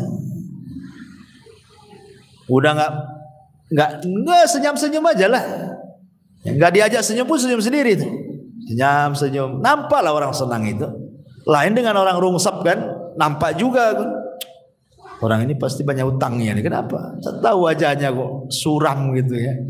Jadi orang itu kalau senang saja nampak. Contoh nih, Bu, ada dua anak nih, anak kecil. Anggap saja mungkin usianya 7 tahun. Yang satu ini anak menteri, ya. Biasa makan enak gitu ya, biasa tinggal di gedung enak, ber-AC, perawatannya luar biasa, apapun yang dia mau pasti dia dapat. Ini satu anak nih umur 7 tahun. Yang umur 7 tahun pula tinggal di Ruli, sudah ngontrak, susah pula cari kerja orangnya, makan susah sampai kurus, ya kan? Kemudian suruhlah berfoto berdua di situ, Bu. Ya. Kan nampak Bu siapa yang senang siapa yang enggak kan? Nampak ini orang senang nih. Nah, kita tidak perlu tanya. Nah, dari fotonya aja nampak tuh. Lah itulah penduduk sorga Bu. Penduduk sorga itu ta'rifu fi wujuhihim nadratan naim. Nampak dari wajahnya ada sumringah gitu. Lah penduduk sorga kayak gitu tuh. Tetapi kan di sorga tentu masalul a'la. Ini kan di dunia, di sorga ya kenikmatannya tidak bisa dibayangkan lah. Ini saya contohkan saja seperti itu. Ya. Yusqauna mir rahiqim makhtum. Mereka diberi minum dan khamar dari khamar murni, tapi bukan khamar dunia ya, yang tempatnya masih disegel. Makhtum masih disegel. Sesuatu yang disegel pasti masih murni kan gitu ya. Beda kalau sudah terbuka kan. Ibu aja beli minuman kaleng ya kan. Kemudian kita buka, taruh aja di meja. 3 hari diminum agak mencret bukan? Ya. Beda kalau segelnya belum dibuka kan Bu, taruh di meja 3 hari diminum ya rasa-rasa berubah dikit lah. Itu air di dunia tuh, antara dibuka segelnya dengan tidak dibuka segelnya saja sudah beda rasanya. Nah, kita aja beli minuman teh botol gitu kan, ya. Kemudian kita buka segelnya tuh, jangan diminum 3 hari, rasanya udah nggak jelas tuh, baunya pun tak jelas kan. Tapi kalau masih ditutup rapat, masih harum tuh. Ya, itu contoh mudah saja. Apalagi di sorga. Nah, itu maksudnya ya. Yang hebat lagi, khitamuhum miskun. Laknya dari kasturi. Maksudnya begini Bu. Ini kalau seandainya ibu minum kopi. Ini kita buat kopi kan. Kemudian setelah jadi kopinya ibu minum. Biasanya kan di bawahnya ada ampasnya Bu. Ya kan? Kalau minum kopi kan beda dengan minum air putih kan bisa langsung habis. Kalau minum kopi kan diseruput-seruput bukan? Apalagi panas kan, nunggu lagi, nanti seruput lagi, nunggu lagi. Terakhir tinggal ampasnya tuh. Kan jarang orang yang makan ampas kan Bu. Ampas kopi kan jarang bisa ditinggal kan? Ditinggal. Kalau enggak Bu kumis semua di sini Bu. Ya kan? Pasti ampas itu ditinggal di situ. Tetapi di sorga itu tidak ada ampas minuman yang tertinggal. Justru ampasnya itu yang paling enak. Itu yang disebut khitamuhu miskun itu namanya. Ya, khitam itu maksudnya yang paling bawah minuman itu misik gitu. Itu yang paling enak dari khamar itu. Subhanallah Bu. Justru yang paling bawah yang paling enak itu. Kalau di dunia yang paling bawah itulah ampasnya yang paling dibuang. Nah, kita nih ambil atasnya saja, yang bawahnya sudah dibuang. Tapi di sorga terbalik pula. Seperti itulah sorga. Karena makanan di sorga itu tidak ada yang dibuang satu. Tidak ada yang dibuang, semua dimakan. Ya. Kalau ampasnya saja minyak misik, ya bukan tentu minyak misik yang bisa diminum kan itu ya. Kalau di dunia minum minyak misik ya muntah lah Ibu. Ya. Ini kan bicara tentang sorga ya kan. Kalau sorga kan semua bisa diminum dan lezat rasanya. Dan khamar di dunia dengan di sorga kan beda. Di dunia ini paling rendah minum khamar itu sakit kepala. Ya, saya nggak pernah minum, cuman orang-orang ngomong itu kalau orang baru latihan minum khamar tuh sakit kepala Ustaz katanya. Pusing katanya kalau baru latihan tuh. Nah, kalau sudah canggih, itu tidur di solokan tuh katanya. Karena nggak sadar kan, nggak sadar orang, nggak tahu rumah, main tidur aja dia. Itu di dunia tuh. Di akhirat nggak ada kayak gitu minum khamar. Semua lezat. Ya. Makanya Allah mengatakan wa fi dzalika falyatanafasil mutanafisun. Dan untuk yang demikian itu hendaklah berlomba-lomba untuk mendapatkannya. Lihat, ketika Umar bin Khattab radhiyallahu an ingin berlomba-lomba dengan Abu Bakar Siddiq radhiyallahu an dan mengatakan saya tidak pernah mampu untuk mengejar amalan Abu Bakar. Ketika perang Tabuk, Nabi SAW mengiklankan untuk sahabat berinfak. Apa kata Umar? Hari ini waktunya. Aku bisa menandingi Abu Bakar. Kata. Datang dia kepada Nabi. Rasul, ku infakkan separuh hartaku. Kata Rasul, banyak kali kau infakkan hartamu Umar. Keluargamu makan apa? Tenang Rasul, masih ada separuh. Kata. Dipikirnya Abu Bakar tidak bisa menandingi Umar. Setelah itu besoknya datang Abu Bakar, Rasul, saya infakkan semua hartaku. Kata. Bukan separuh lagi. Umar separuh, ini Abu Bakar besoknya datang semua. Umar geleng-geleng, gak bisa lah aku ikut dia katanya. Itulah begitu tanafus namanya ya. Ya, bagaimana dulu para sahabat itu berlomba-lomba dalam kebaikan, itu maksudnya seperti itu. Bukan berlomba-lomba dalam keburukan, ya kan? Seperti di zaman sekarang. Kalau sekarang berlomba-lomba dalam keburukan, bukan dalam kebaikan. Kayak ibu nih kumpul. Sebenarnya perkataan mubahnya sebentar, gibahnya yang lama. Ya, kadang-kadang sebenarnya sih awalnya enggak punya dosa, ngomong sana sini, akhirnya mulai cerita sana, cerita sini. Keasikan itu setan datang, mungkin keperluannya setengah jam, gibahnya sampai 3 jam tuh. Nah, sekarang yang berlomba-lomba di atas kebaikannya mana kalau begitu? Makanya di sini Allah mengatakan falyatanafasil mutanafisun. Allah mengatakan wa mizazuhu min tasnim. Dan campurannya saja dari tasnim. Di dunia khamar itu kan dicampur dengan air, Bu. Supaya jangan terlalu kental. Ya, itu khamar dunia saja dicampur sama air putih itu supaya enggak terlalu kental. Lah, campuran itu di akhirat pun sama, khamar akhirat pun dicampur. Tetapi apa campuran khamar akhirat itu? Dari tasnim. Tasnim ini minuman terlezat di sorga. Mata air terlezat di sorga itu tasnim. Itulah campuran khamarnya. Luar biasa gitu ya. Makanya Allah mengatakan ainan yashrabu bihal muqarrabun, di mana tasnim itu adalah air yang khusus diminum oleh mereka yang sangat dekat dengan Allah. Jadi tidak sembarang orang minum tasnim itu, hanya muqarrab yang tingkat tinggi saja di surga. Makanya tasnim itu adalah minuman yang luar biasa itu, yang paling lezat di surga.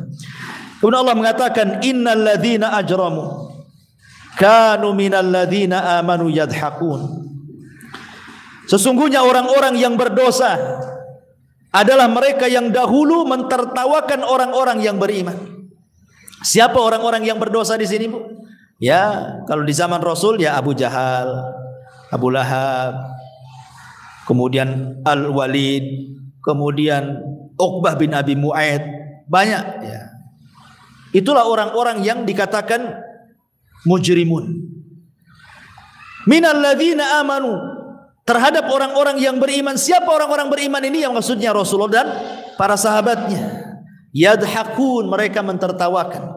Jadi orang-orang kafir, orang-orang yang mujrim, Abu Jahal, Abu Lahab dan konco-konconya di zaman itu suka mentertawakan Rasul dan orang-orang yang beriman. Contoh satu kasus. Abu Jahal ini sempat sesumbar di hadapan anak-anak muda yang sedang duduk di sekitar Ka'bah itu. Coba saja Muhammad datang, sujud dia di sini menghadap Ka'bah, maka aku akan suruh seseorang untuk meletakkan salat jazur di pundaknya. Betul pula Allah takdirkan datang Rasulullah. Salat pula di situ. Kata Abu Jahal kepada anak-anak muda itu, siapa di antara kalian yang berani meletakkan salat jazur? Salat jazur itu Bu, kotoran unta. Ini unta kalau dibelek, kalau contoh kambing lah. Kambing ini kalau dibelah perutnya Bu, kan ada tempat kotorannya, ada ususnya. Itulah disebut sala namanya. Kotoran yang besar itu yang isinya kotoran semua itu disebut sala tuh. Ya, itu disebut sala. Salat jazur artinya tempat kotoran unta yang baru disembelih. Coba bayangkan. Kalau baru disembelih kan penuh dengan darah, penuh dengan kotoran, kan belum dibersihkan tuh. Itu disebut salat jazur tuh. Jadi Abu Jahal mengatakan, siapa yang bisa meletakkan kotoran unta yang baru disembelih ke pundak Muhammad, falahu kadza wa kadza, aku akan beri ini dan itu. Maka berdirilah ashqal kaum, manusia yang paling jahat ketika itu, namanya Uqbah bin Abi Mu'aid. Uqbah bin Abi mengatakan, saya wahai Abu Jahal, kata. Langsung Uqbah mencari salat jazur, nemu pula salat jazur itu tidak jauh dari situ. Ada orang nyembelih unta, diminta salat jazurnya. Kemudian datang Rasul sedang sujud, diletakkan di punggungnya. Subhanallah. Rasul tidak bangkit karena penuh dengan kotoran di punggungnya. Rupanya datang Fatimah. Fatimah masih kecil, putri itu, melihat ayahnya dihinakan, langsung dia mendekat ayahnya, dibersihkanlah kotoran dari pundak Rasul. Kemudian setelah itu Rasul sujud dan dipercepat solatnya. Selesai solat, maka Fatimah marah, garang, masih kecil tuh. Fatimah mengatakan, ya Abi, doakan keburukan kepada mereka. Doakan keburukan kepada mereka. Subhanallah. Maka Rasul mendengar ucapan Fatimah, langsung dilaknat semua orang yang di situ. Ya Allah laknat si Abu Jahal, ya Allah laknat si Uqbah bin Abi Mu'ayth, ya Allah laknat si fulan, si fulan, si fulan. Disebutkan semua tuh tokoh-tokoh yang ada di situ tuh. Subhanallah, doa Rasul mustajab kapan? Ketika perang Badar. Semua yang dilaknat di situ terbunuh di perang Badar. Ya. Bahkan Uqbah bin Abi Mu'ayth yang meletakkan salat jazur kotoran unta di pundak Rasul tertangkap tertawan, kemudian disalib dan dia dibunuh di tiang saliban. Itulah awal man suliba fil Islam. Orang yang pertama kali disalib, dibunuh di tiang gantungan dalam Islam. Uqbah bin Abi Mu'ayth karena menghina Nabi. Ya. Jadi orang-orang yang berbuat dosa ini ketika meletakkan salat jazur ini semua ketawa. Inilah kalimat yadhakun, semua mentertawakan kelakuan Uqbah yang meletakkan salat jazur itu. Ya, di dunia mereka boleh tertawa kepada orang yang beriman. Wa idza marru bihim yataghamazun, dan apabila mereka orang-orang yang beriman melintas di hadapan mereka, maksudnya orang-orang beriman dari kalangan budak. Dari kalangan budak seperti Bilal, seperti Khabbab bin Arad, seperti Unaiza, seperti siapa lagi budak-budak tuh. Kalau nampak orang-orang lemah tuh, budak-budak yang sudah masuk Islam itu lewat, ya taghamazun, mereka saling mengedip-ngedipkan matanya, menghina maksudnya. Makanya dalam bahasa Arab itu ada 3 kata, Bu. Ada namanya hamzun, ada namanya lamzun, ada namanya ghamzun. Hamzun dan lamzun terdapat dalam surat wailun likulli humazatin lumazah. Humazah hamzun, lumazah lamzun. Di sini ya taghamazun ghamzun. Apa bedanya itu? Hamzun, lamzun, ghamzun. Semua merendahkan orang tuh. Kalau lamzun, pertama hamzun itu dengan lisan, ngejek orang, ngenyek bahasa kitanya ya, merendahkan orang itu disebut hamzun. Lumazah, merendahkan orang dengan lisan. Ah, kamu ini siapa? Yang kedua, lamzun. Lamzun dengan isyarat. Apa ini? Pakai tangan kecil. Ya, itu kan isyarat namanya. Pakai isyarat. Itu bukan siapa-siapa. Pakai isyarat. Itu disebut lamzun. Lumazah namanya. Ini kalau ghamzun, ini dengan mata. Ngedip-ngedipkan, menghina orang dengan kedipan gitu ya. Semuanya menghina orang. Itulah kelakuan orang-orang musyrik di zaman itu ya. Wa idzan qalabu ila ahlihim qalabu fakihin. Apabila mereka kembali kepada kaumnya, kembali kepada keluarganya, mereka kembali dengan gembira karena sudah merendahkan orang yang beriman. Mereka cerita, "Oh, aku tadi sudah buat orang-orang pengikutnya si Muhammad tuh begini-begini." Diceritakan, puas dia. Ya. Dan begitulah ya kan. Kadang-kadang di antara kita persis kelakuannya seperti orang-orang jahiliyah, Bu. Ketika kita tidak suka dengan orang, nyakiti orang, kalau sudah betul-betul tersakiti orang yang kita sakiti, wah puas rasanya gitu. Ada, Bu, yang kayak gitu, Bu? Ada tuh. Persis seperti ini nih, kayak Abu Jahal. Ya. Ada orang itu kalau udah nyakiti orang itu, kalau belum tersakiti rasanya belum puas, tapi kalau udah kapok udah puas rasanya, alhamdulillah. Kecapean juga katanya. Kan ada, nggak boleh kayak gitu, Bu. Ini orang jahiliyah kelakuannya kayak gini nih. Ya. Kemudian Allah mengatakan wa ma ursilu alaihi wa idza ra'awhum qalu inna haula ladhalun. Bukan hanya itu saja. Dan apabila mereka melihat orang-orang yang beriman, mereka mengatakan itulah orang-orang sesat katanya. Sudah dihina dengan kedipan kan itu. Sudah dihina dengan lisan, dihina pula dikatakan sesat. Kurang apa coba cemoohan-cemoohannya mereka itu? Maka Allah mengatakan wa ma ursilu alaihim hafidin. Padahal orang-orang yang berdosa itu mereka tidak diutus sebagai penjaga bagi orang yang beriman. Ya, emangnya kamu tahu siapa yang sesat? Ketika engkau mengatakan si fulan sesat, jangan-jangan kamu yang sesat. Kan Allah tidak suruh engkau menyesat-nyesatkan orang gitu. Karena Allah tidak suruh engkau mengintai mereka. Maka Allah mengatakan, okelah itu di dunia. Kalian boleh mentertawakan orang-orang yang beriman, menghina, mengejek. Tapi Allah katakan fal yaum. Di sini keadilannya. Fal yauman ladzina amanu minal kuffari yadhakun. Maka pada hari ini, maksudnya pada hari kiamat, Ketika orang-orang yang beriman masuk surga, orang-orang yang mengejek masuk neraka. Surga dan neraka itu ada jendela, Bu, di mana penduduk neraka bisa melihat kepada penduduk surga dari jendela bisa melihat penduduk neraka. Fal yaumaha, sekarang kata Allah, orang-orang yang beriman sudah di surga nih. Ya. Fal yaumal ladzina amanu minal kuffari yadhakun. Pada hari ini orang-orang yang beriman terbalik mentertawakan orang-orang kafir di neraka. Dari sini kata para ulama, boleh enggak ketika ada orang kafir menghina kita, kita hina balik. Ketika mereka mengejek kita, kita ejek balik, dan begitu seterusnya. Ulama mengatakan tidak ada masalah. Enggak masalah, tetapi sebatas ejekannya saja. Kalau mereka mengejek kita, maka kita ejek balik. Tapi sebatas ejekan dan yang ia ejek kepada kita saja. Pamannya ada orang yang ngata-ngatain ibu, oh dasar ibu ini marmut banyak. Maka ibu boleh, yang marmut itu kamu. Kan dia nyebut marmut, Bu, ya. Berarti marmut saja yang ibu sebut. Karena dia nyebut kita marmut, kita balikin yang marmut itu kamu. Jangan pula dasar marmut, kamu buaya. Lebih kejam lagi ya. Jadi cukuplah keburukan dengan keburukan yang sama, boleh. Kita itu membalas keburukan dengan keburukan yang sama. Tetapi mentertawakan orang-orang kafir di dunia tidak boleh. Walaupun mereka menghina kita, kita tertawakan mereka. Kenapa? Karena kita tidak tahu akhir kehidupan orang itu. Boleh jadi di akhirnya mereka dapat hidayah tobat. Ya kan? Kita tidak tahu. Nanti ada saatnya kita mentertawakan mereka sebagaimana mereka mentertawakan kita. Kapan kita tertawakan mereka? Ketika kita melihat mereka di neraka. Maka orang-orang yang beriman akan tertawa. Hal thuwibal kufaru ma kanu yaf'alun. Apakah orang-orang kafir itu diberi balasan hukuman terhadap apa yang telah mereka perbuat?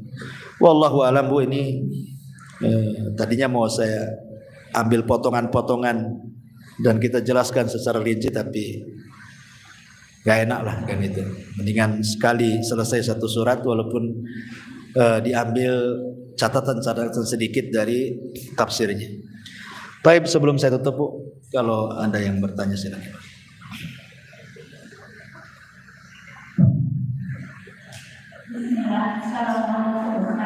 Waalaikumsalam.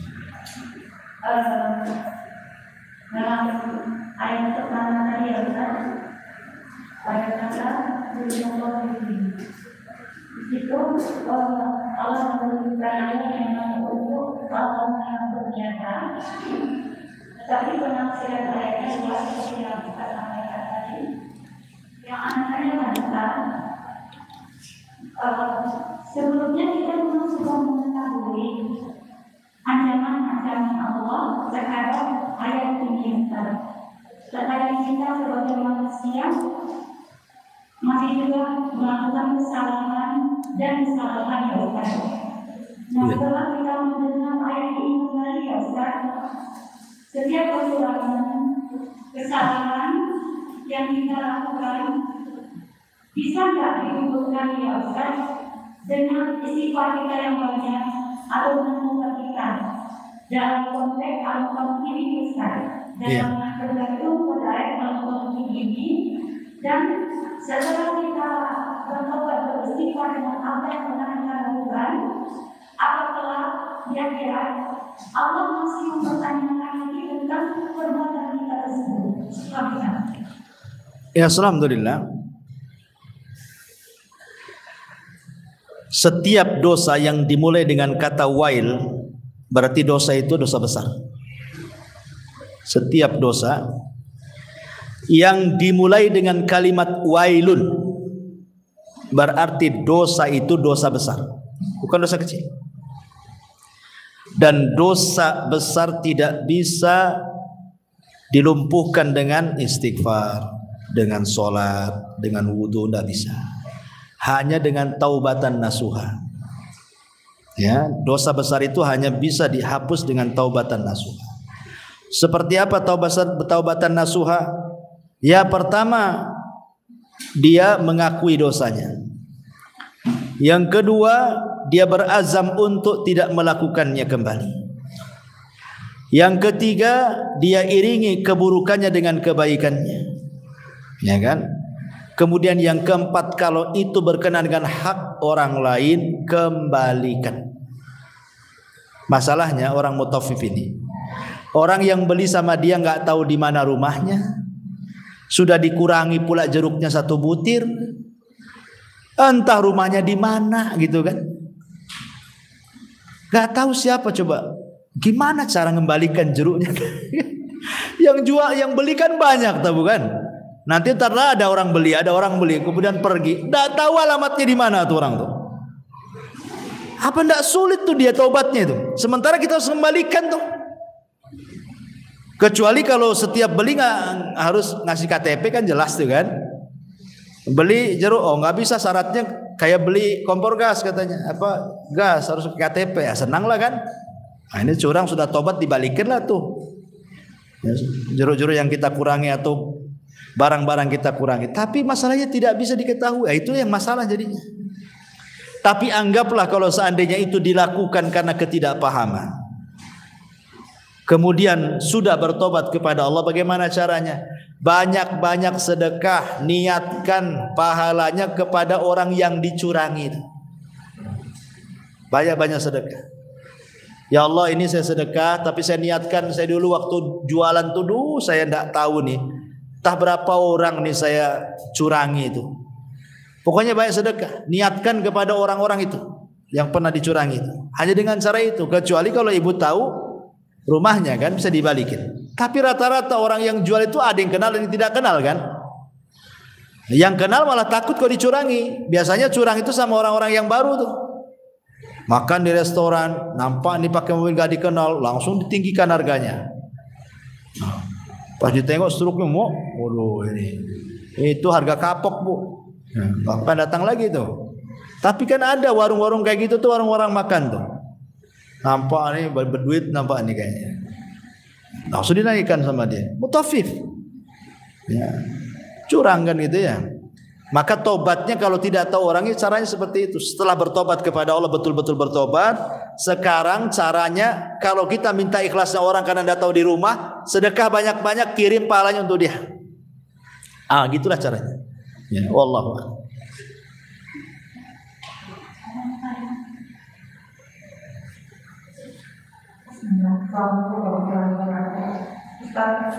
Tadi mengenai mayat yang bagus awalnya kan dihibur sama malaikat kemudian naik ke atas, dikasih uangnya. Nah, apakah kita manusia di dunia bisa mencium juga bukan? Soalnya ini pengalaman yang pernah bertemu dengan mayat wangi sekali, dan teman kenal wangi itu sebelumnya, dan sebelumnya juga parfum ya. Saya pernah mencium wangi yang seperti itu gitu. Udah ditanya itu pakai parfum apa gitu kan?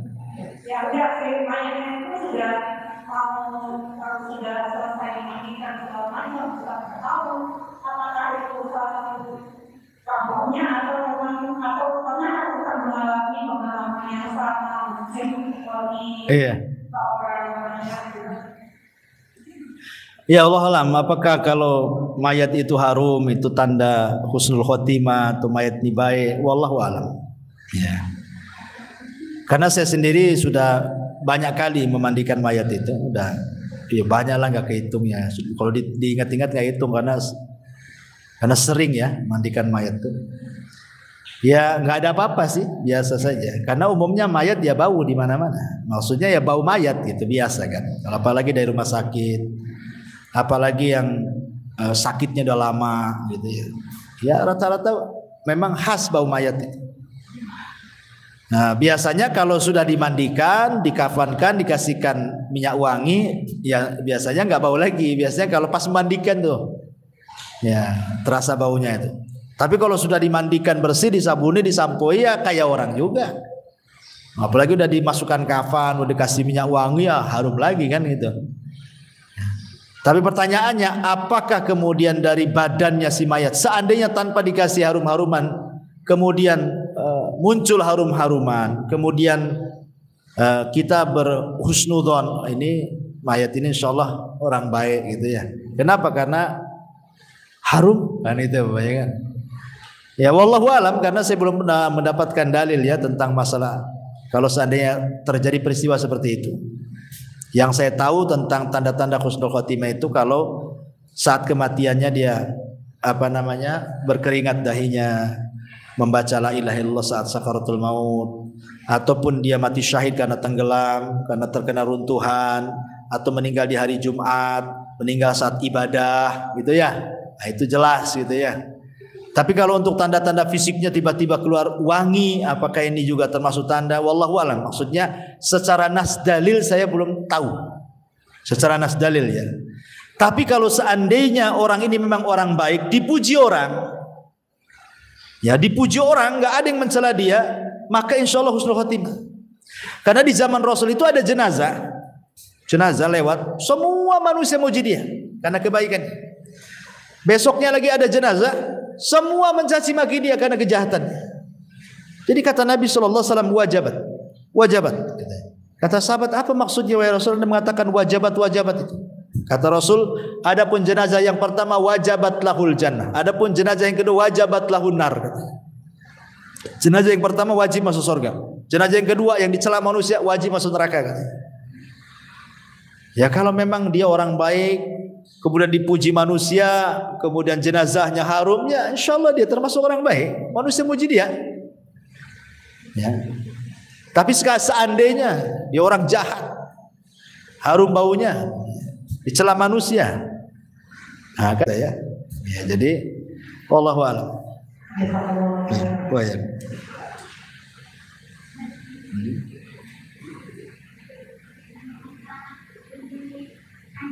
Pakai mic, nggak dengar. Ya.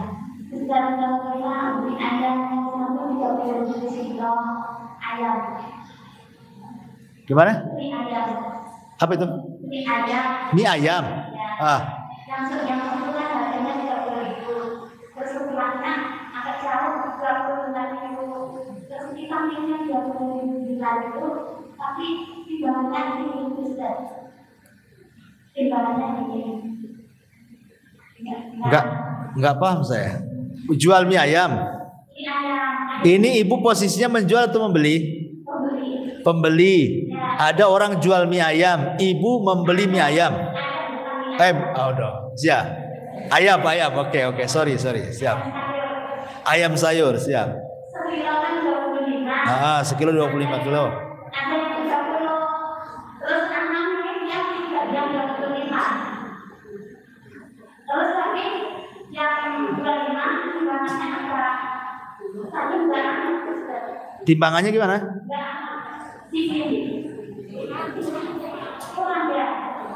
Kurang. Karena ada esnya gitu. Ayamnya. Enggak masuk. Tapi penjual dan pembeli tahu.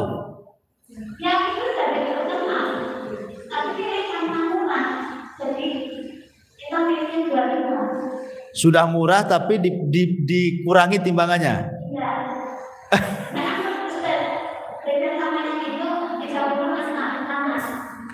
Bukan, kalau memang yang jual itu dia ngurang-ngurang timbangan, bukan urusan murah ataupun mahalnya, tidak. Kalau dia sudah ngurang-ngurang timbangan itu yang masuk ayat ini. Wailul mutaffifin. Ya tapi kalau ibu yang tahu sudah ikhlaskan saja lah, cuma kurang sedikit aja. Tapi itu kan halal juga ya. Apanya? Ya halal saja, tapi dalam mengurang-urang timbangan dia berdosa. Transaksinya halal, tapi yang pamannya dia ngurangi 1 on, berapalah harga 1 on? Pamannya dari 20.000 itu 1 onnya 2.000. Yang 2.000 itu yang haram. Itu maksudnya. Enggak semuanya. Kan sebenarnya pamannya dia beli sekilo. Anggaplah kalau buah-buahan sekilo itu 100.000 pamannya kan. Dikurangi 1 on. Berarti kan sekilo 10 on.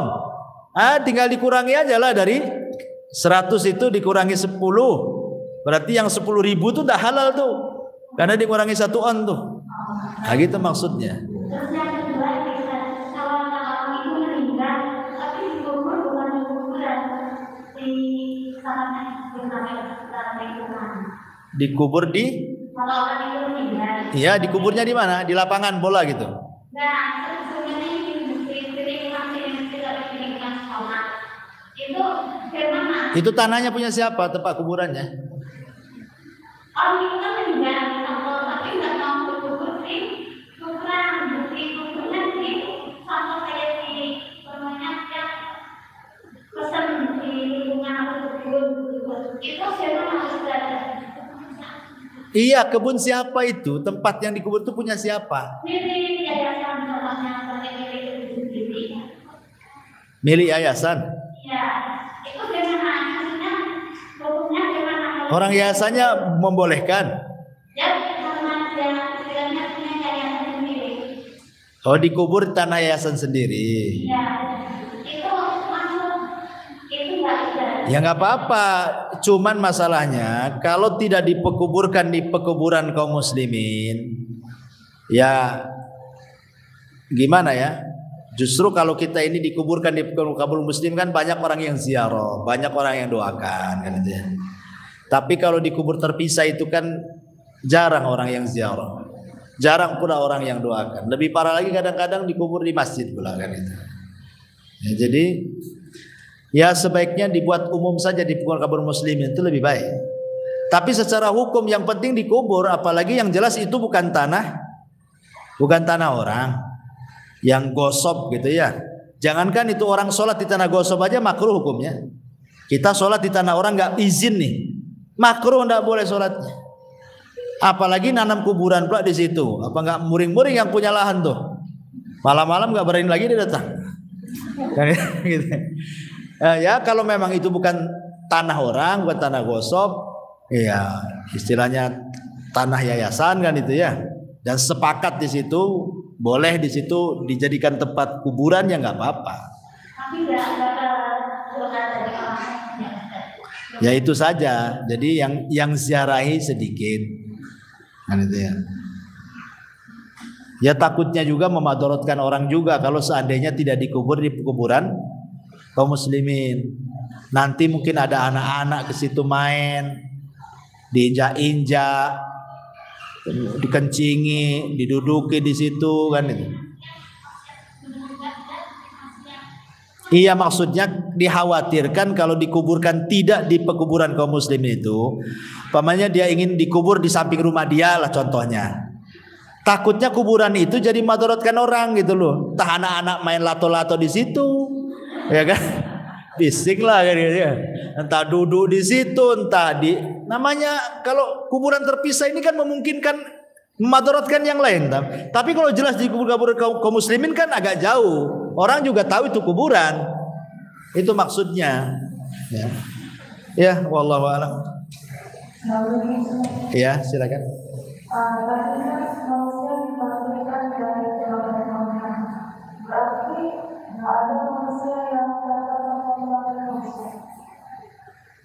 Nggak ada. Semua manusia punya tulang ekor. Tetapi kan anggaplah dikatakan bahwa itu kayak dikremasi ya kan, dibakar tuh. Berarti kan terbakar Ustaz. Enggak, tulang ekor itu tidak akan hancur. Ya, walaupun kecil dan itu tidak nampak kecuali dengan alat. Nggak bisa dilihat mata. Ya. Jadi hanya bisa nampak oleh alat tertentu saja ya, oleh pembesar, kaca pembesar, mikroskop itu apa gitu ya. Nah, baru itu nggak akan hancur. Dan nggak, dia kecil sekali gitu. Walaupun dibakar nggak akan hancur. Mungkin disangka debu lah dia juga di situ. Nggak akan hancur karena berdasarkan nas. Memang Rasul yang ngomong seperti itu. Bahwa tulang ekor itu tidak akan hancur. Termasuk pada hari kiamat itu ada makhluk-makhluk yang tidak akan dihancurkan. Salah satunya tulang ekor, ruh, arasy, itu ya, sorga itu nggak akan hancur. Ada sekitar 7 atau 8 makhluk tidak akan dihancurkan pada hari kiamat atas kehendak Allah. Ya. Wallahu a'lam. Ya. Masih? Sudah ya? Baik, mudah-mudahan ada manfaatnya. Nah, kita tutup dengan doa kafaratul majlis. Subhanallah bihamdika asyhadu an la ilaha illa anta.